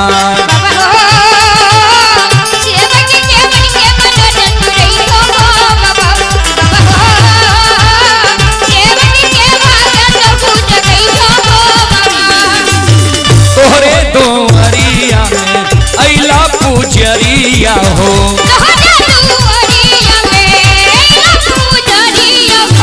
एक बेरा फेरी दी हो सेवक पर नजरिया हो,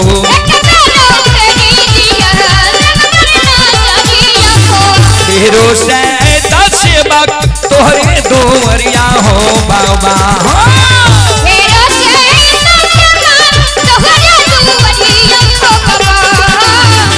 तेरो सैदा सेवक तोहरे दोहरिया हो बाबा,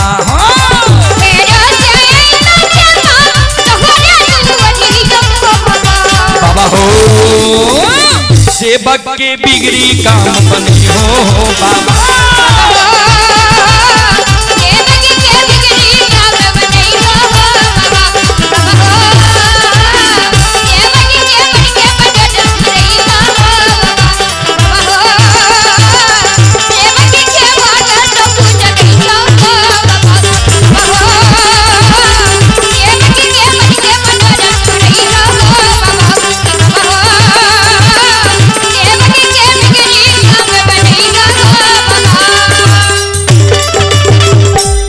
बोल बोल सच्चे दरबार की।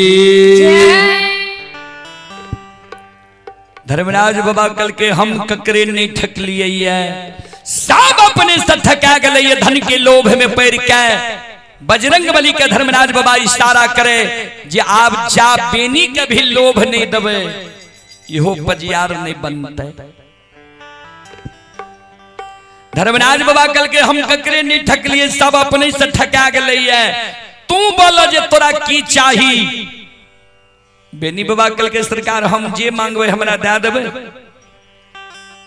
धर्मराज बाबा कल के हाँ। बेनी बाबा कल के सरकार हमरा विश्वास नहीं होई है जे हम जे मांगवे हमरा दे देबे। तो सुनो जाहि ना गंगा में हमरा सत के बांध बांधने छिए वही ना यहाँ गंगा में खराब है जइयो। हमरा कहियो जे मांगबो देबो तब मांगो। धर्मराज बाबा कल के सुनो हमर बानी असत्य नहीं छे। जे मांगबो तोरा देबो बोलो वचन दिलियो तोरा।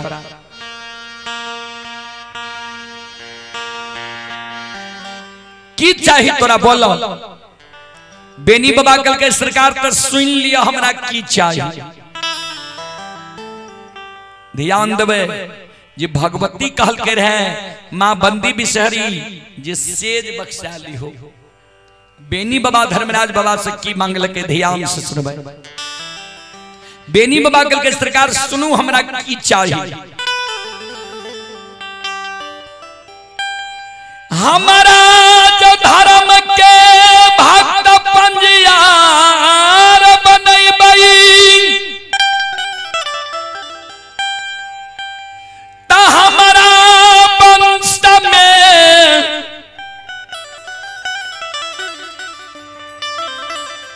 सखुआ नगरी में स्वैरी हुए सारा नहीं हुए लोग जन्म लिए लेकिन मरे नहीं। ध्यान दें, बेनी बाबा के शब्द सुन के धर्मराज बाबा चौंक गए। बेनी बाबा के कल के की मांगल हो तू? हर बार में कुछ बोल गल। हाँ, हर बार में गड़बड़ भा जाए छे यदुवंशी। हर बारे में कुंभकर्ण इंद्रासन के निंद्रासन मांग ललके रहे। बेनी बाबा कल के सरकार जो नहीं सुन लिए तो फिर से सुन लिया। हमरा जो धर्म के भक्त पंजियार बनेबे, हमरा वंश में सखुआ नगरी में सोयरी हुए सारा नहीं हुए लोग जन्म लिए मरे नहीं। धर्मराज बाबा कल के तू जे जन्म ले ये स्थल के की कहे छे तोरा मालूम छ, जाने छो? बेनी बाबा कल के सरकार बूढ़ा बाबा सब कहे रहे जे ई मृतलोक छिए। कल के मृतलोक के अर्थ जाने छो? बेनी बाबा कल के सरकार हम पहले नहीं यहाँ के कह दिलो जे हम पढ़ल लिखल नहीं छिए, गाय के गेबार महामूर्ख छिए, हमरा अर्थ अनर्थ नहीं बुझे आबै छे। धर्मराज बाबा कल के तो सुन ला, ऐ मृतलोक में जे जन्म ललकै ओकरा मरना निश्चित छे। एक दिन सबके इस संसार से जाए ले पड़ते, सब एक दिन मरते, मृत्यु के सैया पर सब सुतते। इछिए जीव के लिए नैहर, नैहर के अर्थ होय छे जहां नहीं रहना है। जना हमरा माय बहन के पालन पोषण होय छे, सासुर में समय बीत जाय छे, पालन पोषण होय छे, नैहर में समय बीते छे सासुर में। वह समान मानव तन के एक ने एक दिन चोला चाम छोड़ के जाए ले पड़ते। यहाँ कोई रहे ले नहीं एले। ई वचन जे ई वरदान जे तू मांगे छो पूरे वाला छे। बेनी बाबा कल के नहीं पूरे वाला छे, धर्मराज बाबा कल के नहीं। बेनी बाबा कल के सरकार हम हूं यहाँ से पंजियार बने वाला नहीं छी। हमरो सत्य के बांध के खोल दियो, गाय लाके हम 64 वन जंगल चल जेबे, यहाँ घोर हम हूं घोर, हमरा पंजियार बने के लोभ नहीं है। लेकिन धर्मराज बाबा के तो पंजियार बने नहीं रहे, बड़ा शौक से बेनी बाबा के चुन लके रहे पंजियार बने के लिए। धर्मराज बाबा बजरंग बली के इशारा कल के अंधु के कहियो बिना सुई बिना धागा के जे बेनी के सूरत जोड़ के हार बनेल के बेनी के गला में माला देते, फूल के हार देते, हाथ में ताम तुलसी शालीग्राम देते, बेनी के सत्यनाम बोला लेते। बजरंग बली चौंक गली। सरकार एकर अर्थ छे बेनी जी मांगल के यहाँ दैल तैयार छिए। धर्मराज बाबा कल के हाँ। बजरंग बली कल के सरकार एक दिन धर्म में कलंक नहीं लग जेता है। जे मानव इस संसार में जन्म लेके ओकरा मरना निश्चित छे। अगर नहीं मरते तो ब्रह्मा जी की सृष्टि में उथल पुथल मच जेते। यहाँ जे अमर के प्रदान बेनी के दै छिए तो एक दिन धर्म में कलंक नहीं लग जेते। सरकार धर्मराज बाबा कल के नहीं बुझलो जे बेनी की मांगल के बेनी मांगे छे जे हमरा वंश में, यानी बेनी के वंश खानदान आ सखुआ भोर के हमरा से करार करबे छे। हे हो हम मायावी छियै, बेनी के शादी सुदा होइतै, दुरागमन होइतै, वंश खानदान बारही के समय अइतै। बेनी के सखुआ से उपटा के दोसर गांव में जाके बसा देबै। नहीं सखुआ में बेनी रहते और नहीं ई बचन अमर रहते। सबरा सरचा बतै राम गुसाई अन्ना चतन नर मर कटकीना।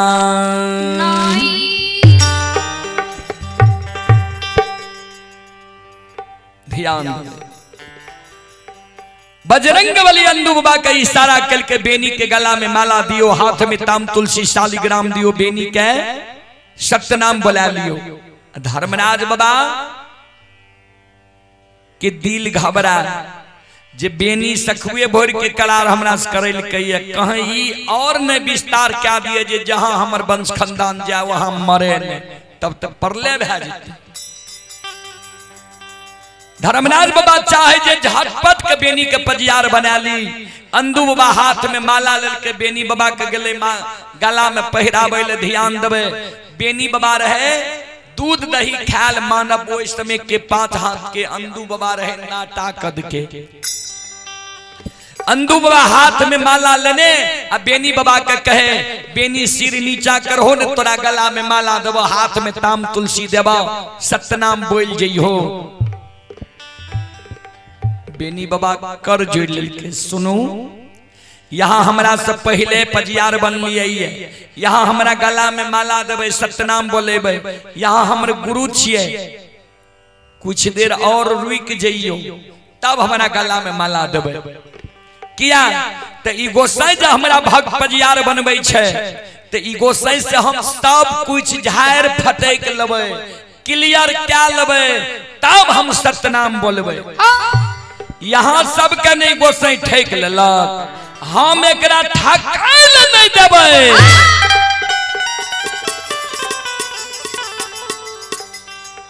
धर्मराज बाबा चले ले फिर किनार में, बेनी और तोरा कुछ चाहिए?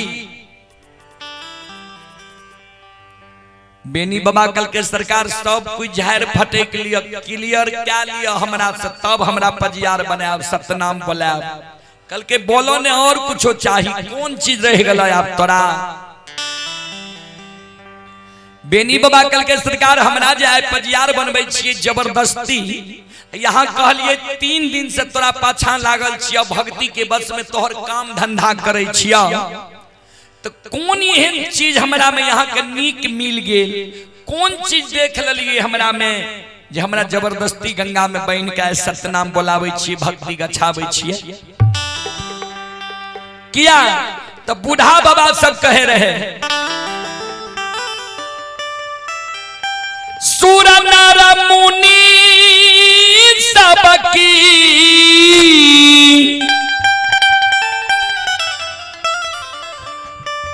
यही है रीति,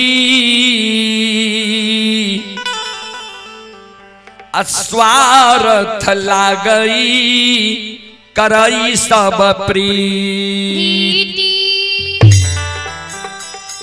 सूर नर मुनि, सूर माने देवता, नर माने मानव, मुनि माने भगवान के मनन करे वाला।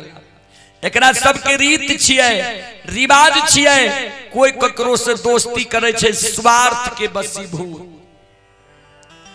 तो यहाँ के हमरा से कौन स्वार्थ ये, कौन एहन नीक चीज हमरा में देख लेलिए हमरा यहाँ आय गंगा में बन के सत्यनाम बोलावे छियै, उ कह दियो, उ काज हमरा से हेतै तब ने हमरा सत्यनाम बोलेबै। धर्मराज बाबा कल के हाँ तोरा से हमरा स्वार्थ छै। कल के कौन स्वार्थ ये कह दिया। धर्मराज बाबा कल के तो सुन ला,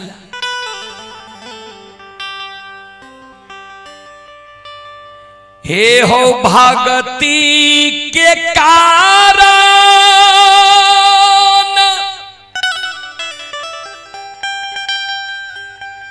पासमान कुल में ज्योति के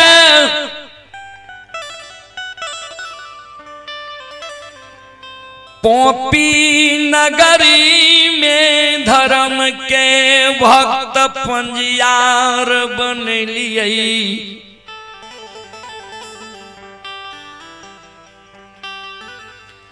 सांझ परई के कारण दीप जलई के कारण तेल के कारण उज्जैनी नगर जाके उदय शाह के धर्म के भक्त पजियार बनेलिए जे गहबर में दीप जले। हे हो फूल के कारण सुगंध के कारण अंदु मालाकार के मुकमा नगरी जाके धर्म के भक्त पजियार बनेलिए जे गहबर में फूल चढ़े अच्छा सुगंध आवे। यादव जी दूध के कारण हमर 14 पथ गोसाई ललाई छे आ तोरा हाथ के दुहल दूध तोरा गहबर में तोहर बंदी बिसहरी भगवती अघा के पी रहा। ए हो यदुवंशी, ए हो बेनी से यादव जी हो दूधा के कारण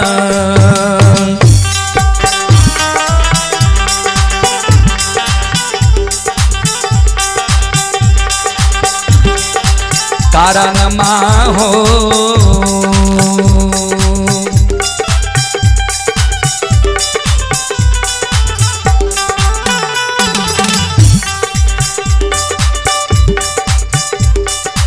हे हो यदुवंशी तू धाके कारण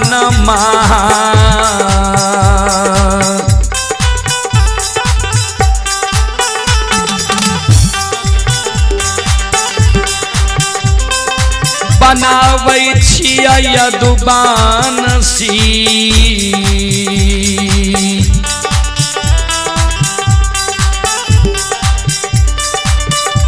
ये हो तोरा धर्म के हो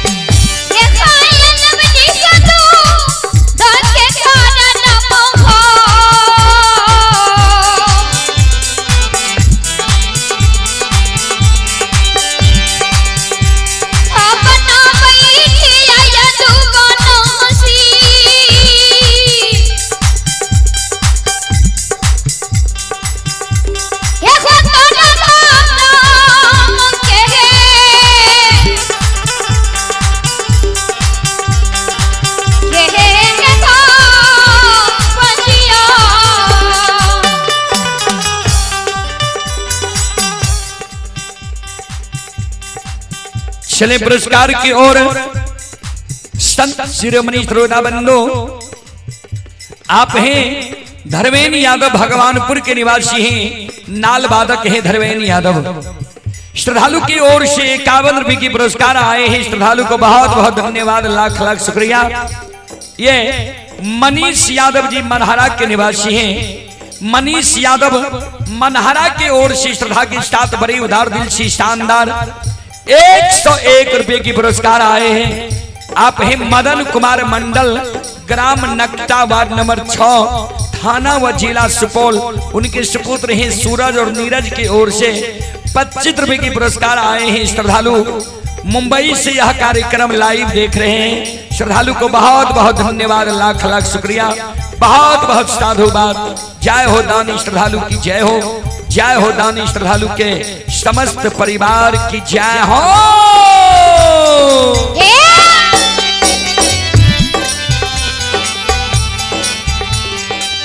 आप हैं दीपेन कुमार शर्मा के सुपुत्र अंकित कुमार जी बचपुर के निवासी हैं। अंकित कुमार जी की ओर से शानदार 21 रुपए की पुरस्कार आए हैं। श्रद्धालु को बहुत बहुत धन्यवाद, लाख लाख शुक्रिया, बहुत बहुत साधुवाद। आप हैं बबलू सिंह खगड़िया के निवासी हैं। बबलू सिंह की ओर से शानदार 51 रुपए की पुरस्कार आए हैं। श्रद्धालु को बहुत बहुत धन्यवाद, लाख लाख शुक्रिया, बहुत बहुत साधुवाद। जय हो दानी श्रद्धालु की जय हो, जय हो दानी श्रद्धालु के समस्त परिवार की जय हो।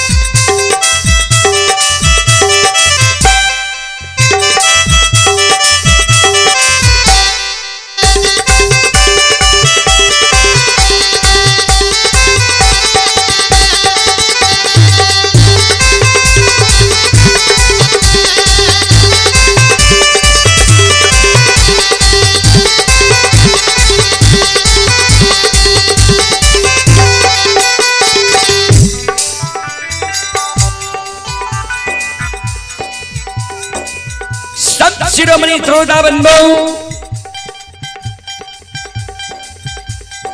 बेनी बाबा जे कल के, बेनी बाबा के जे धर्मराज बाबा कहल के, जे दूध के कारण तोरा हम धर्म के भक्त परियार बनबै छिया। बेनी बाबा कल के सरकार तब तो यहाँ के काम नहीं बनल, जो दूध के कारण यहाँ धर्म के भक्त परियार हमरा बनबै छियै। हमरा दूध में कारण छे सरकार। चले आप हैं चंदेश्वर जी, चंदेश्वर बाबू की ओर से श्रद्धा के साथ बड़ी उदार दिल से शानदार 11 रुपए की पुरस्कार आए हैं। श्रद्धालु को बहुत बहुत धन्यवाद, लाख लाख शुक्रिया, बहुत बहुत साधुवाद। जय हो दानी श्रद्धालु की जय हो, जय हो दानी श्रद्धालु के समस्त परिवार की जय हो। ये भगती है भाजा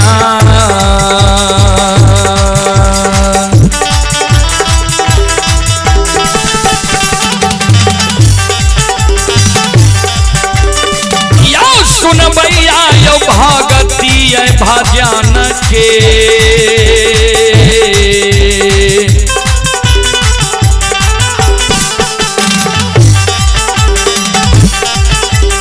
रसिला बाछी ठाकुर जी।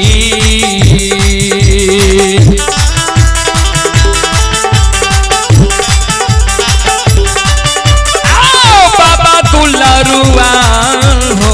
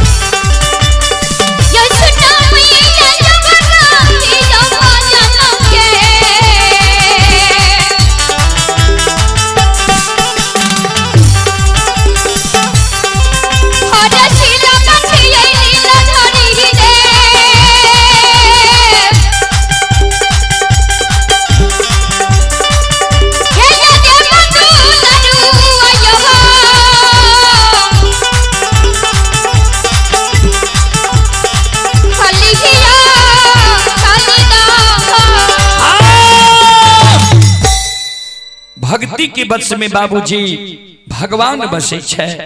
भक्त के बस में है भगवान, भक्त के बस में है भगवान। भक्त बिना वो कुछ भी नहीं है, भक्त है उसका शान, भगत के बस में है भगवान। संत शिरोमणि श्रोता बंधु, माँ बहन बाबू भैया सब ध्यान से सुनवे। श्रोता बाबू सज्जन वृंद,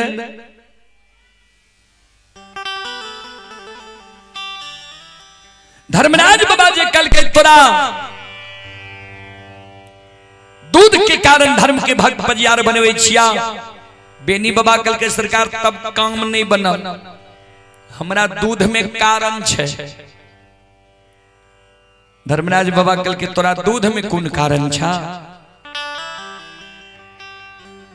कल के सुनू, यहाँ जे कहे छिए जे हम तोरा बथान पर गलिया तो देखने है भाई हमरा एगो दूगो गाय नहीं छे, 100 200 500 1000 गाय छे। और जब सवेरे सवेरे गाय के बथान के साफ करे लागे छिए तो कभी कतार एहन होय छे जे कोनो गाय के बछरू पिए लागे छे। गाय के जब बछरू पिए लागे छे तो जय दिन पानी उपलब्ध रहे छे बथान पर, ओई दिन पानी से हाथ के धोई ले छिए, साफ क ले छिए, तब गाय दुहै छिए। जय दिन पानी उपलब्ध नहीं रहे छे ओई दिन वह गोबराल हाथ के खोरे पतार में झटपट के पोछ ले छिए, तो गोबराले हाथ से गाय के दुहै छिए। वह गोबराल हाथ के दूध, वहां गोबराल हाथक दुहल दूध कभी कभी मां बंदी बिसहरी भगवती के धार पड़ जाए छे, तो भगवती हमर मां क्या दे छे। तो यहों के गहवर में कभी कभी गोबराल हाथक दुहल दूध धार पड़ जाए, श्रद्धा जब पटे तब हमरा यहाँ पजियार बनैयो, और श्रद्धा नहीं पटे तो हमरा यहाँ पजियार नहीं बने। देखियो वही समय के मानव कतेक शुद्ध विचार के रहे जो गोसाई पजियार बनबे ले गांव गांव जाए, गाय चराबे तो गाय में चल जाए पजियार बनबे के कारण। आइ काल गोसाई के लोग डिबिया बार के खोजे छे तैयो नहीं मिले छे। बहुत परिवर्तन भए गेलै बाबूजी। बेनी बाबा चाहे छे जे हमरा पजियार नहीं बनावे, धर्मराज बाबा तो शुद्ध टेबने छे जे पजियार बना के रहबे। बेनी बाबा जी इस शब्द कहल के धर्मराज बाबा बजरंग बली की ओर देखे लगले, हंसे लगले। बजरंग बली देखा एकर आत्मा कतेक शुद्ध छे, जे एकरा में कमी छे अपने आप ही बता रहले है। धर्मराज बाबा कल के यादव जी सुना,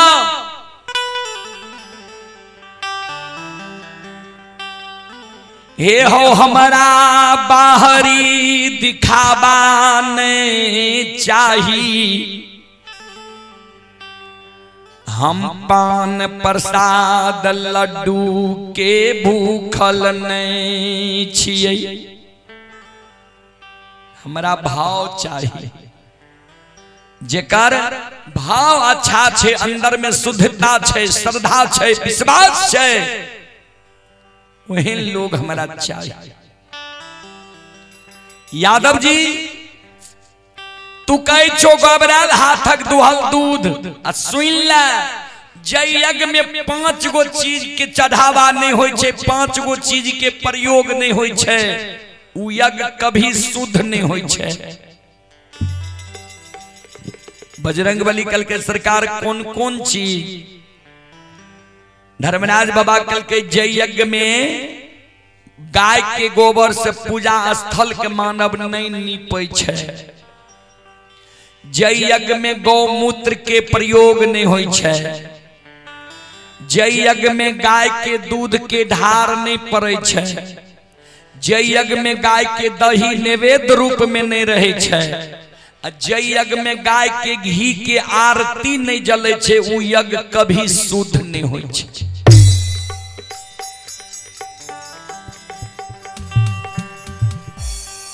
ता गाय के गोबर शुद्ध होय छे, गोबरालो हाथ से जे तू गोबरालो हाथक दुहल दूध जे ढार देबो ने, हम ढार ले ले स्वीकार कर ले, आत्मा शुद्ध होय के चाहिए। बेनी बाबा कल के सरकार कहलिए तो ठीके, एगो आदत और अपने के गड़बड़ी है। कल के की बोला, कहल के छोएर यहाँ पंजियार बना लई छियै। कल के नहीं बुझलिया,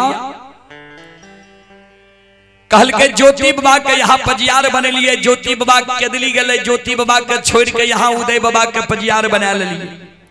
उदय बाबा वाणिज्य करे लागले, उदय बाबा के छोड़ के अंदू बाबा के पजियार बना लिए। आय अंदू बाबा बुढ़ारी अवस्था में गंगा के किनारे में देखियो थर थर कैंप रहले है। बुढ़ारी अवस्था में अंदू बाबा के यहाँ झुआ खुरका बन में लाके चले छिए। अंदू बाबा के छोड़ के हमरा गंगा में बांध लिए, ये धर्म के पजियार बने के कारण। तो एक दिन हमरो छोड़ के न ककरे और यहाँ पजियार बना लेबे नहीं, हमरा जो यहाँ धर्म के भक्त पजियार बनेबे तो हमार बात यहाँ के कोई पजियार नहीं बने के चाहिए।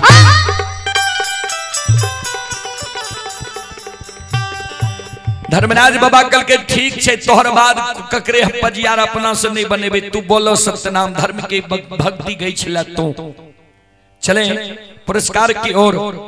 संत शिरोमणि सरोदा बंधु आप हैं, भूषण यादव जी मधेपुरा के निवासी हैं। भूषण यादव जी की ओर से शानदार 101 रुपए की पुरस्कार आए हैं। आप हैं Ram Kumar Paswan, gram post manoeuvre, जिला सहरसा।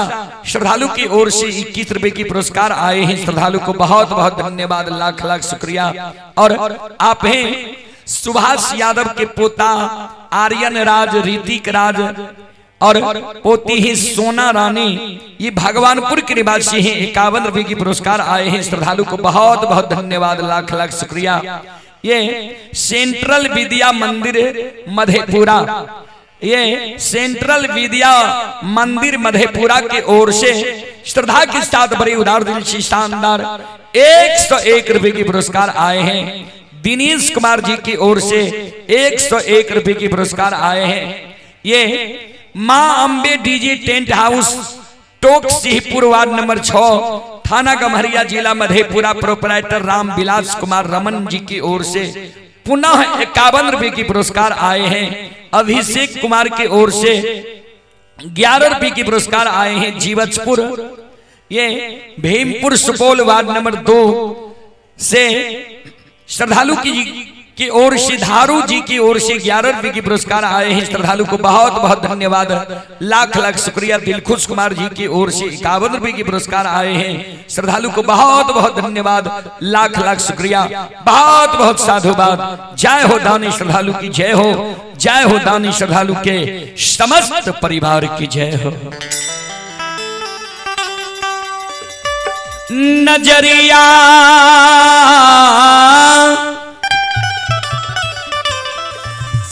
खोला हो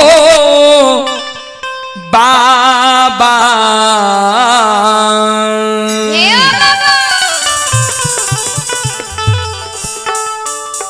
नजरिया खोला हो बाबा, भक्ति अल तोहर दुआरिया, नजरिया खोला हो बाबा।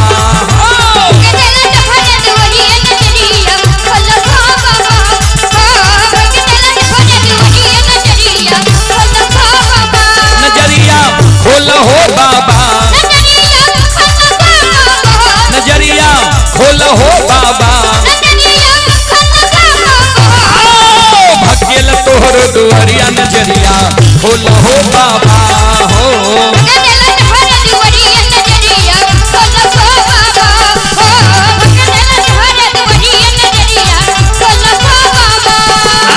अंधा के आंख देख कोढ़िया के काया, बांधन के पुतै छ निर्धन के माया। अंधा के आंख देख कोढ़िया के काया, बांधन के पुतै छ निर्धन के माया। मन के मनोरथ पुरावा, बाबा सेवक के भाग जगावा हो। मन के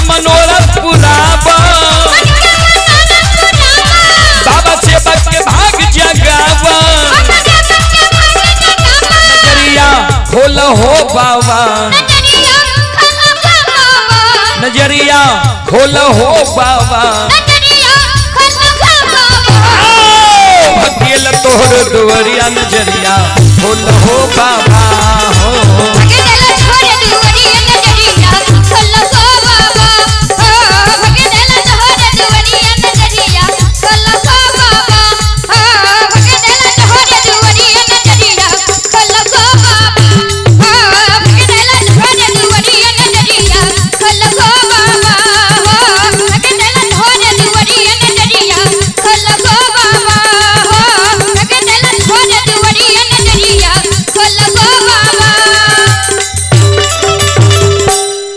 बोल बोल सच्चे दरबार की।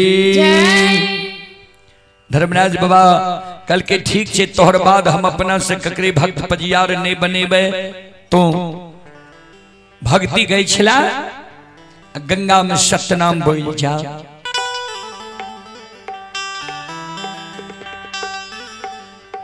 संत शिरोमणि श्रोता बंधु मां बहन बाबू भैया सब धर्मराज बाबा अनदू बाबा कई सारा दई छै, अनदू बाबा बेनी बाबा के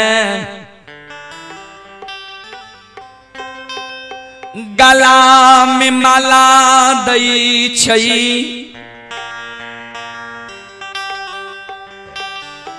हाथ में ताम तुलसी सालीग्राम दई छै। बेनी बाबा कहे अंदू बाबा कहे बेनी बोलो सत्यनाम सत्यनाम बोलो जो सत्य ही सत्य व्यवहार करबे सत्य पर ही चलबे। बेनी बाबा गंगा में आस्तांगाता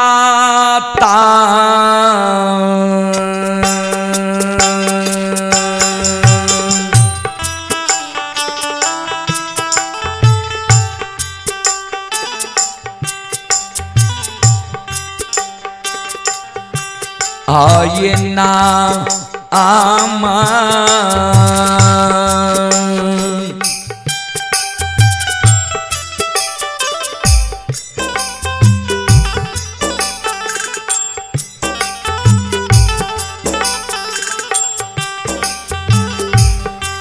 आ बोलई छैयो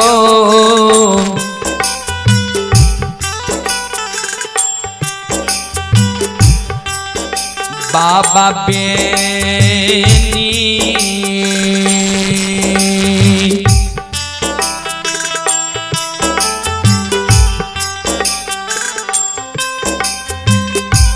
बोलै छै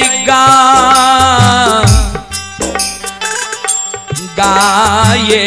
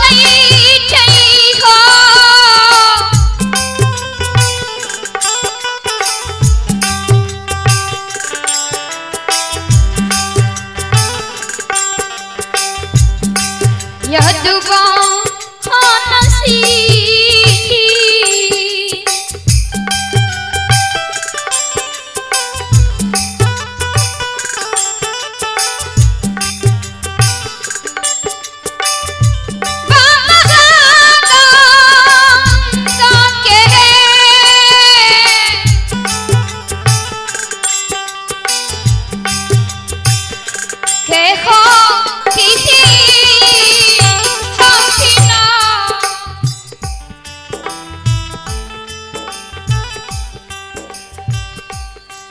बेनी बाबा गंगा में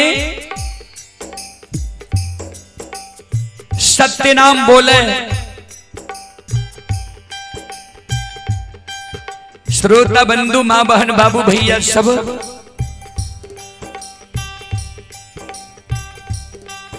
चले पुरस्कार की ओर। आप हैं भूषण यादव, भिरखी मधेपुरा की ओर से शानदार 101 रुपए की पुरस्कार आए हैं। बैजनाथ यादव, हनुमान नगर, थाना फूलपरास,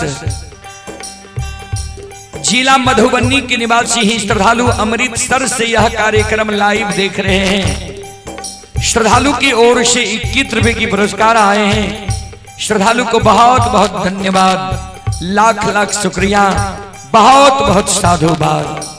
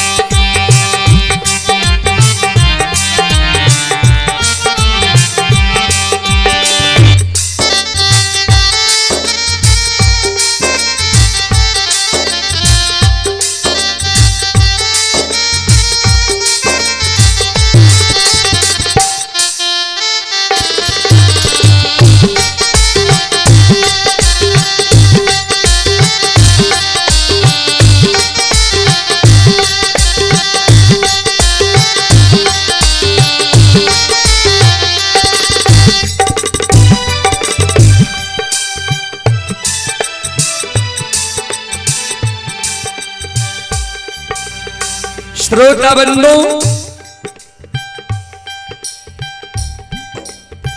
यह एगो वरदान जे बेनी बाबा अमर के मांग ललकै।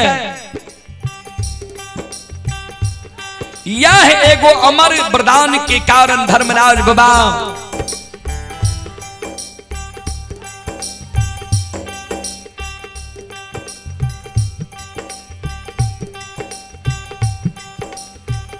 बेनी बाबा के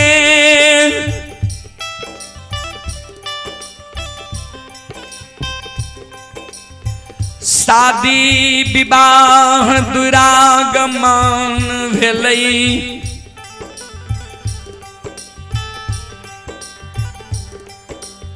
यह वरदान के कारण ठाकुर जी बेनी बाबा और मुगल राजा में झगड़ा लगा के घड़ी पर्व के दिन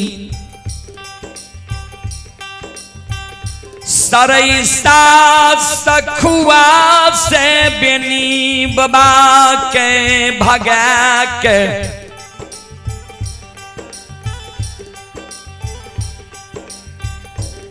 मिथिलांचल सहरसा जिला बनगांव पंचायत पररी धनहा चोर में बेनी बाबा के भगवान बसा दिलकई रहा। यह एगो वरदान के कारण घड़ी पर्व के दिन धर्मराज बाबा और बेनी बाबा में, धर्मराज बाबा बेनी बाबा और मुगल राजा में झगड़ा लगा के सरैसा सखुआ से भगा के पररी धनहा चौर में बेनी बाबा का बसा दिल के रहे। धारा माँ के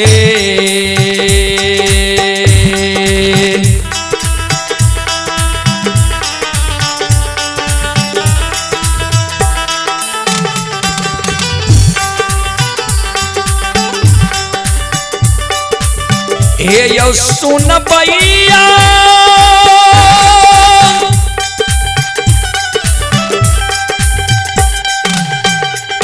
आय धारमा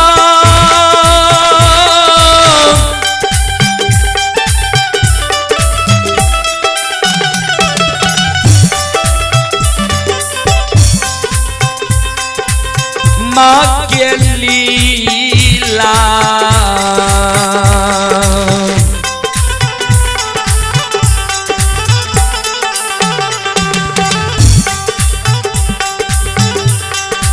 अपार छैयो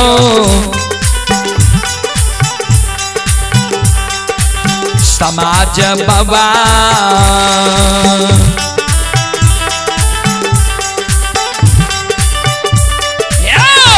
छलैया गमाये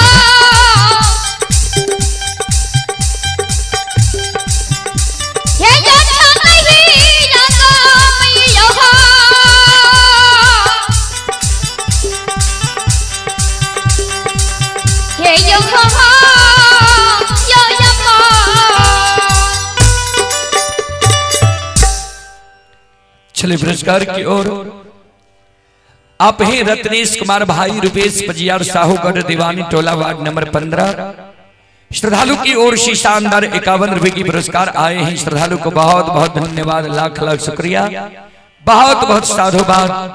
आप हैं मोहन यादव पुत्र मनीष कुमार महुआ वार्ड नंबर 1 थाना निर्मली जिला सुपौल।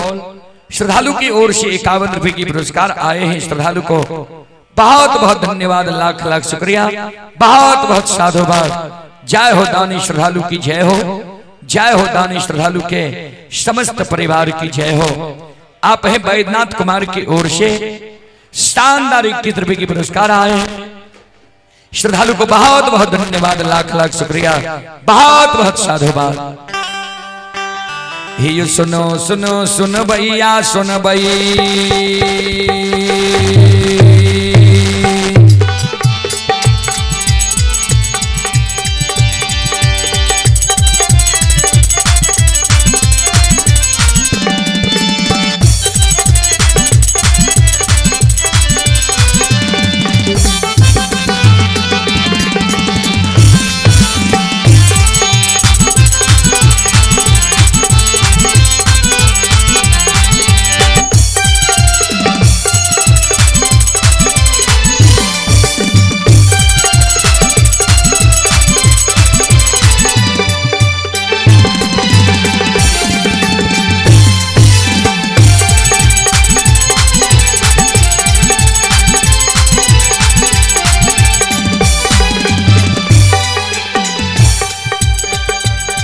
हे यो भक्ति के बच भगवान बसै छै।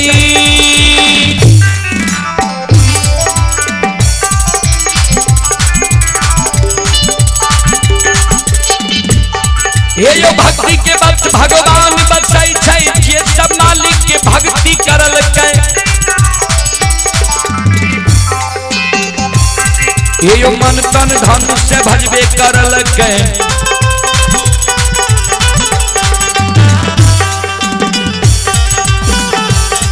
आई ओकर बेड़ा पार करे, धरी में घोर गोसाई उठबै, पल में परले मचाइए दै छा।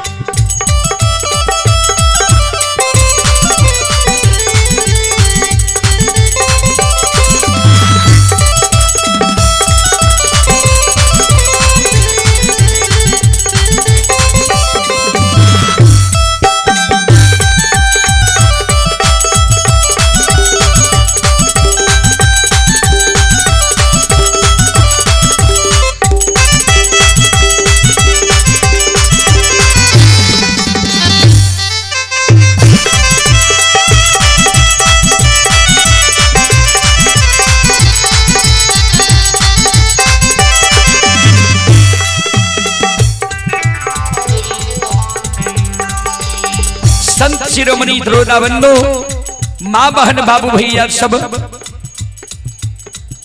आप हैं। ये भूषण यादव भिरखी मधेपुरा, भूषण यादव जी भिरखी मधेपुरा की ओर से श्रद्धा के साथ बड़े उदार दिल से शानदार पुनः 101 रुपए की पुरस्कार आए हैं। श्रद्धालु को बहुत बहुत धन्यवाद। उमेश कुमार जी की ओर से पुनः 51 रुपए की पुरस्कार आए हैं। श्रद्धालु को बहुत बहुत धन्यवाद, लाख लाख शुक्रिया, बहुत बहुत साधुवाद। आप हैं नीतीश कुमार सुपुत्र मयंक राज जेमहरा, ये नीतीश कुमार सुपुत्र मयंक राज जेमहरा की ओर से शानदार 101 रुपए की पुरस्कार आए हैं। श्रद्धालु को बहुत बहुत धन्यवाद, लाख लाख शुक्रिया, बहुत बहुत साधुवाद।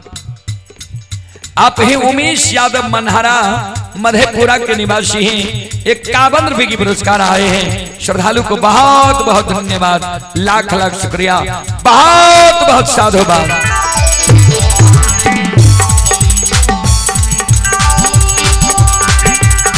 ये हो भला बाबा भंडार का भैरी हो,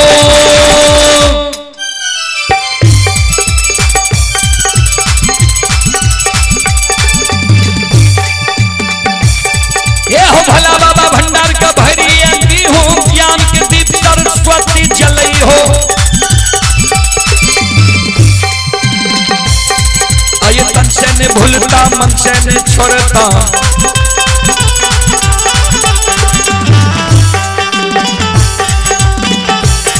आये श्री में सबैया सेवक कहती हो, सेवक के मन के मनोरथ पुरई हो, बिगड़ल काम के विमल बनई हो।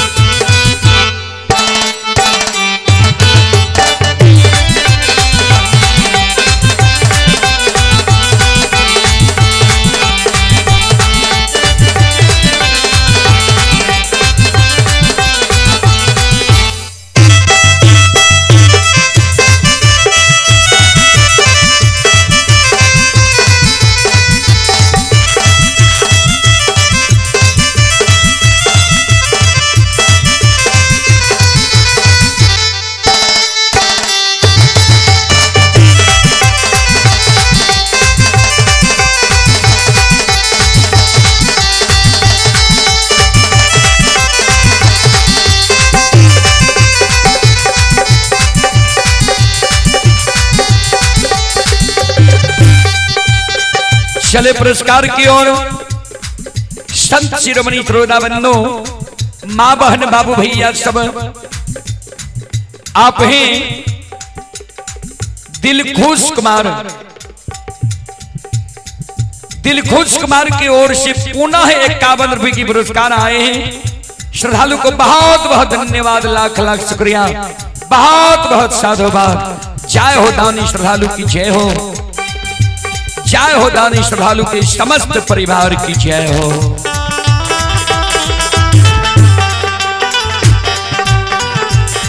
एक माय दुर्गा गए हरदी थान के,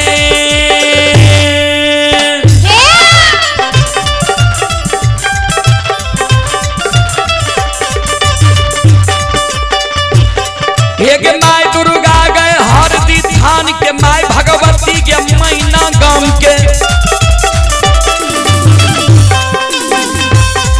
एक माता राम महिषी धाम के,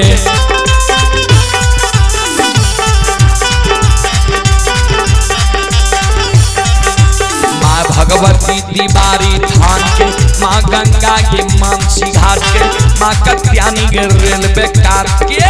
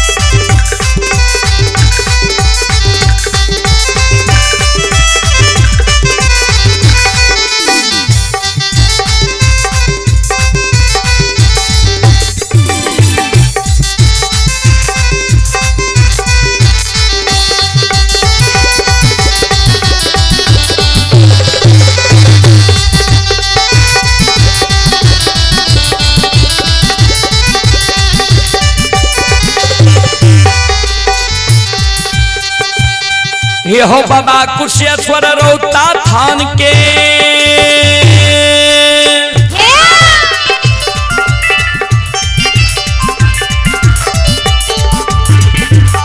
ये हो बाबा कुशेश्वर रौता थान के, बाबा कारू महपुरा ये धाम के, ये हो बाबा खेदन सुखासन गाम के,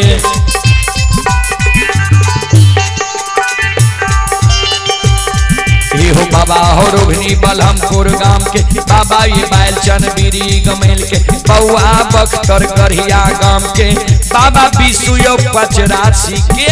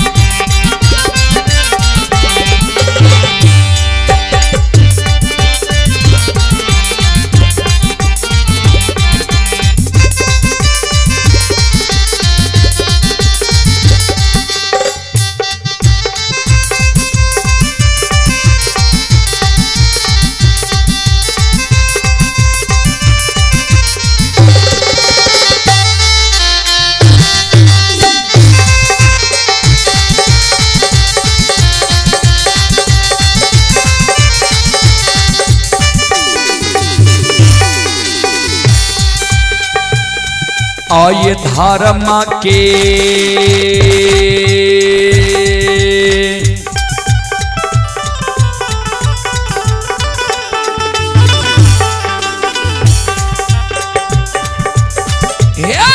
बाबा धर्म के लीला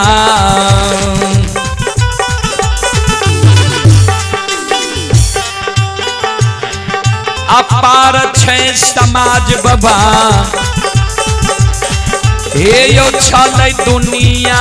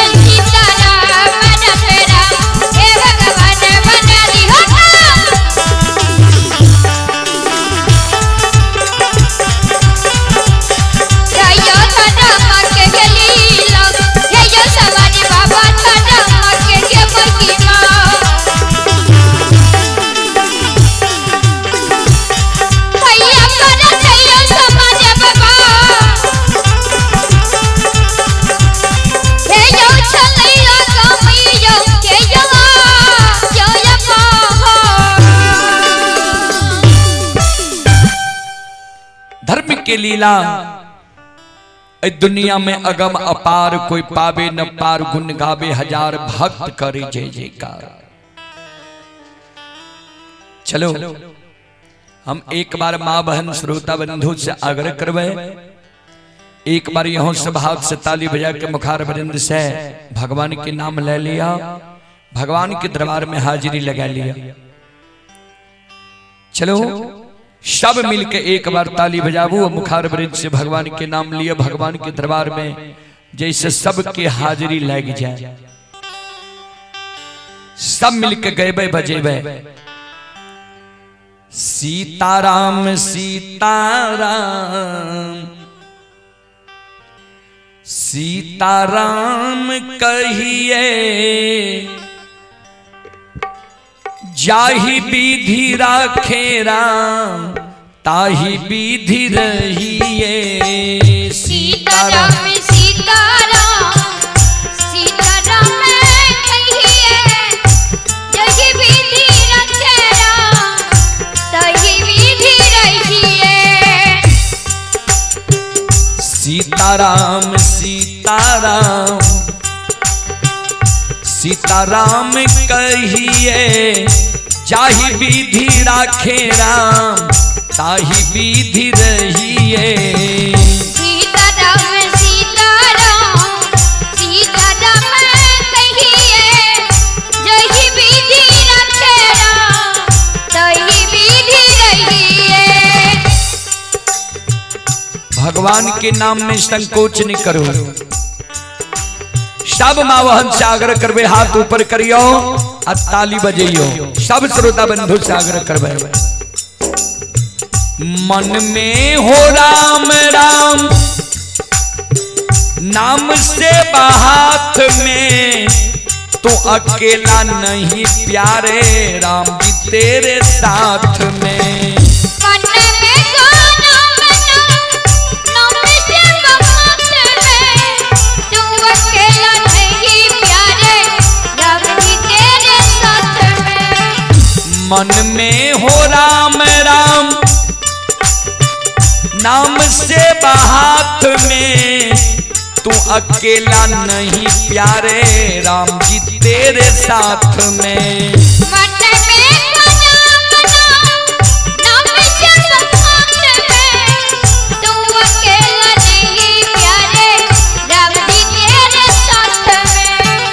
विधि का विधान जान, विधि का विधान जान, हानि लाभ सहिए, जाहि विधि राखे राम, ताहि विधि रहिए। सीताराम सीताराम सीताराम कहिए, जाहि विधि राखे राम, ताहि विधि रहिए।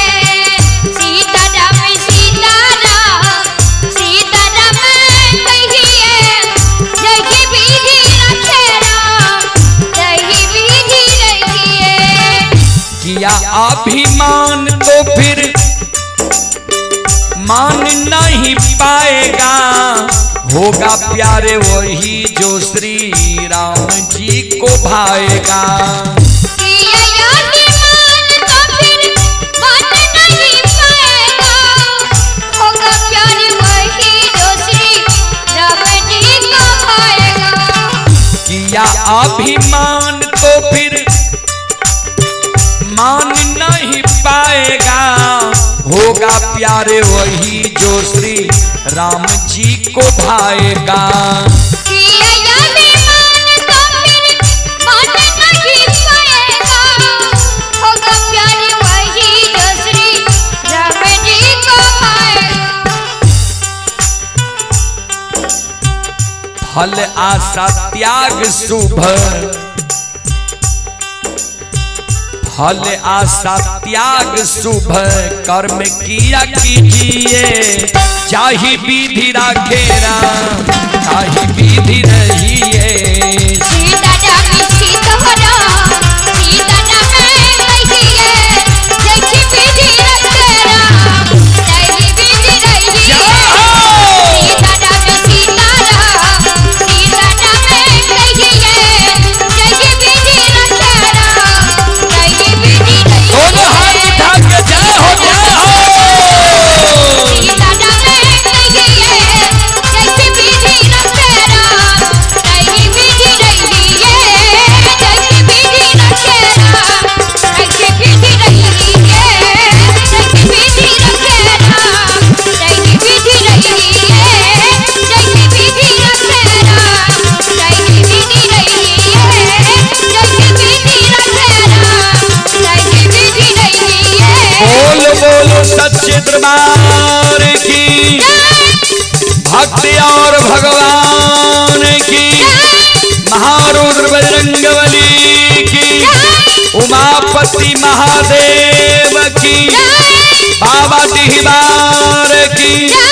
संत बाबा कारू खिरहरी की जय जय जय श्री सीताराम।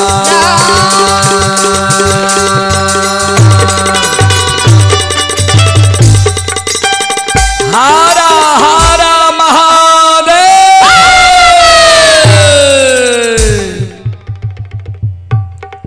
चलो अपने सब श्रोता बंधो माँ बहन से अब क्षमा चाहवे, माफ करियो। फिर माफ करियो, दिन में फिर अपने सबके बीच कार्यक्रम है। दिन में कार्यक्रम 8 बजे से 12 बजे तक, कारण हमरा सबके समस्तीपुर जिला शिवाजी नगर थाना जेने छे ता ए कारण 8 से 12 बजे तक हमरा सबके कार्यक्रम कल दिन में हेते। चलो एगो देवी की छोट सन अपने सबके बीच राखी, उसके बाद हम वाणी के विराम दे।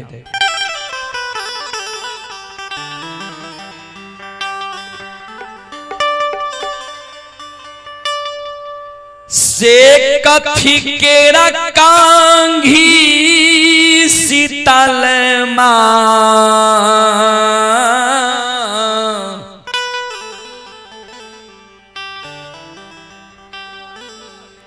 आहे काथी लागल मुख दान। से कथी केरा कांघी शीतल मैया कथी लागल मुख दांत।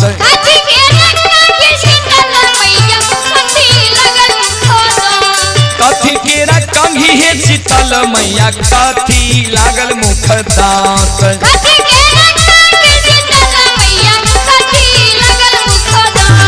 कथी बैसाल शीतल माँ, कथिए बैसाल शीतल मैया धारे नामी केस। कथिए बैसाल शीतल मैया धारे नामी नामी केस।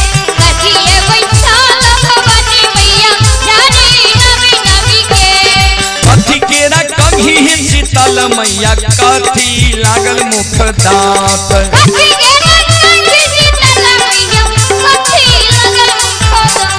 कथी केरा कांघी शीतल मैया कथी लागल मुख दांत।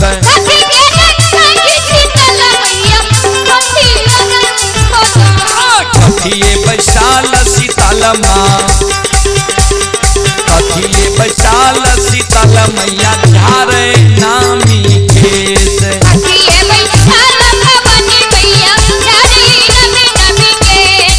कथिए बैसाल शीतल मैया झारे नामी नामी केस।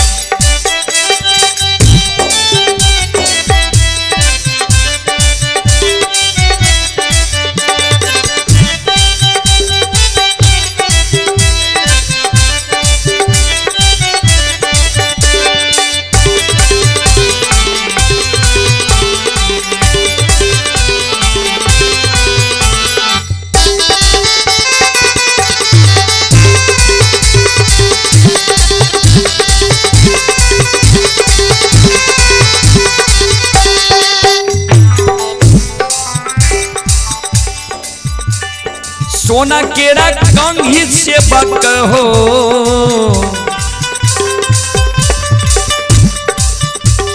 सोना केरा कंघी से बक हो चांदी लागल मुख दांत।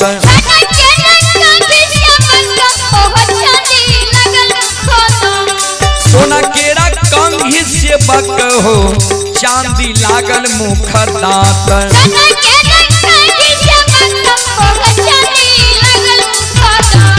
मचिया बैसाल भवानी, मचिया बैसाल भवानी मैया झारे नामी केस। कथिया बैसाल भवानी मैया झारे नामी नामी केस। कथिया बैसाल शीतल मैया झारे नामी नामी केस।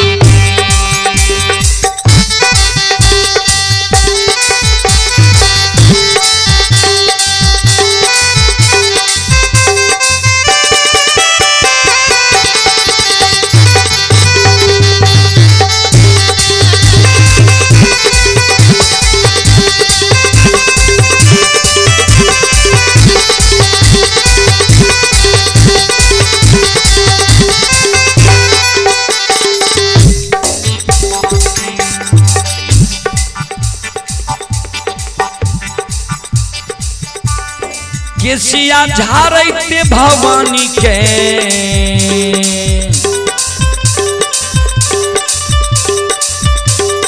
केसिया झारते शीतल माँ के टूटल कंघी मुख धार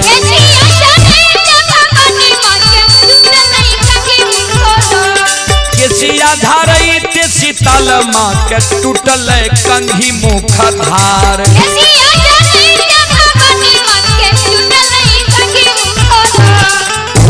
वियोग से शीतल माँ वही वियोग से शीतल मैया रोदना दिल के पसाए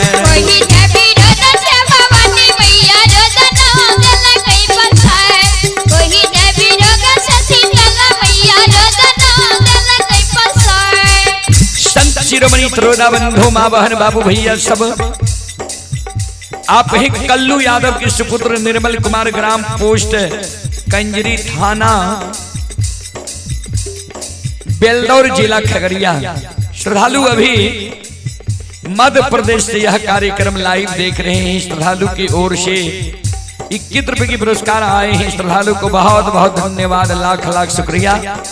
और आप हैं वकील यादव के सुपुत्र सत्यम कुमार और ओम कुमार, श्रद्धालु की ओर से शानदार 52 रुपए की पुरस्कार, 72 रुपए की पुरस्कार आए हैं। श्रद्धालु को बहुत बहुत धन्यवाद, लाख लाख शुक्रिया, बहुत बहुत साधुवाद।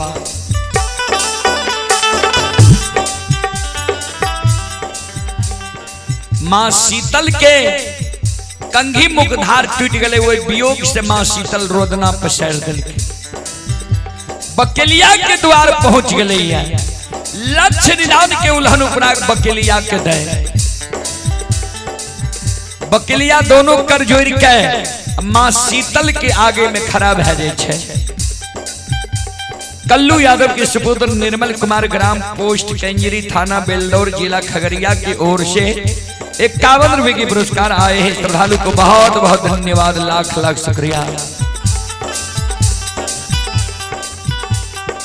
श्रोता बंधु, मां शीतल के आगे में बकेलिया दोनों कर जोड़ ले छे, दोनों कर जोड़ के खड़ा भे जाए छे।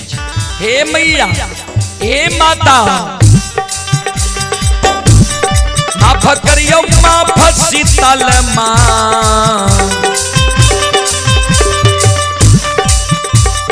माफ करियो माफ शीतल मां, करोरा अपराध।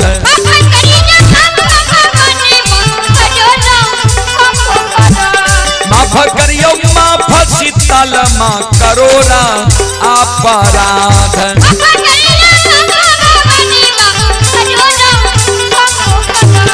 तोरा के चढ़ैबा जग जननी, तोरा के चढ़ैबा जग जननी, दूध लाबा दरबार।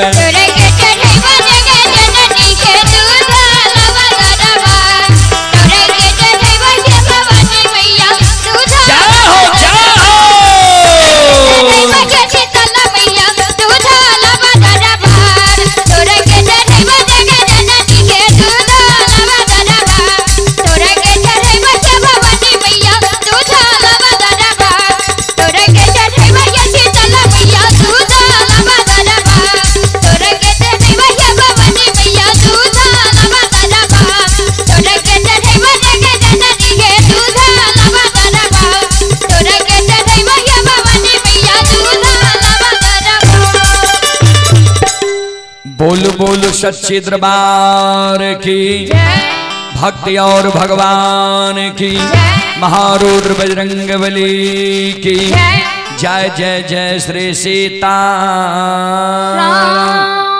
चलो अपने सब श्रोता बंधु माँ बहन से क्षमा चाह, माफ करियो। फिर दिन में 8 बजे से 12 बजे तक हमारा सबके कार्यक्रम है।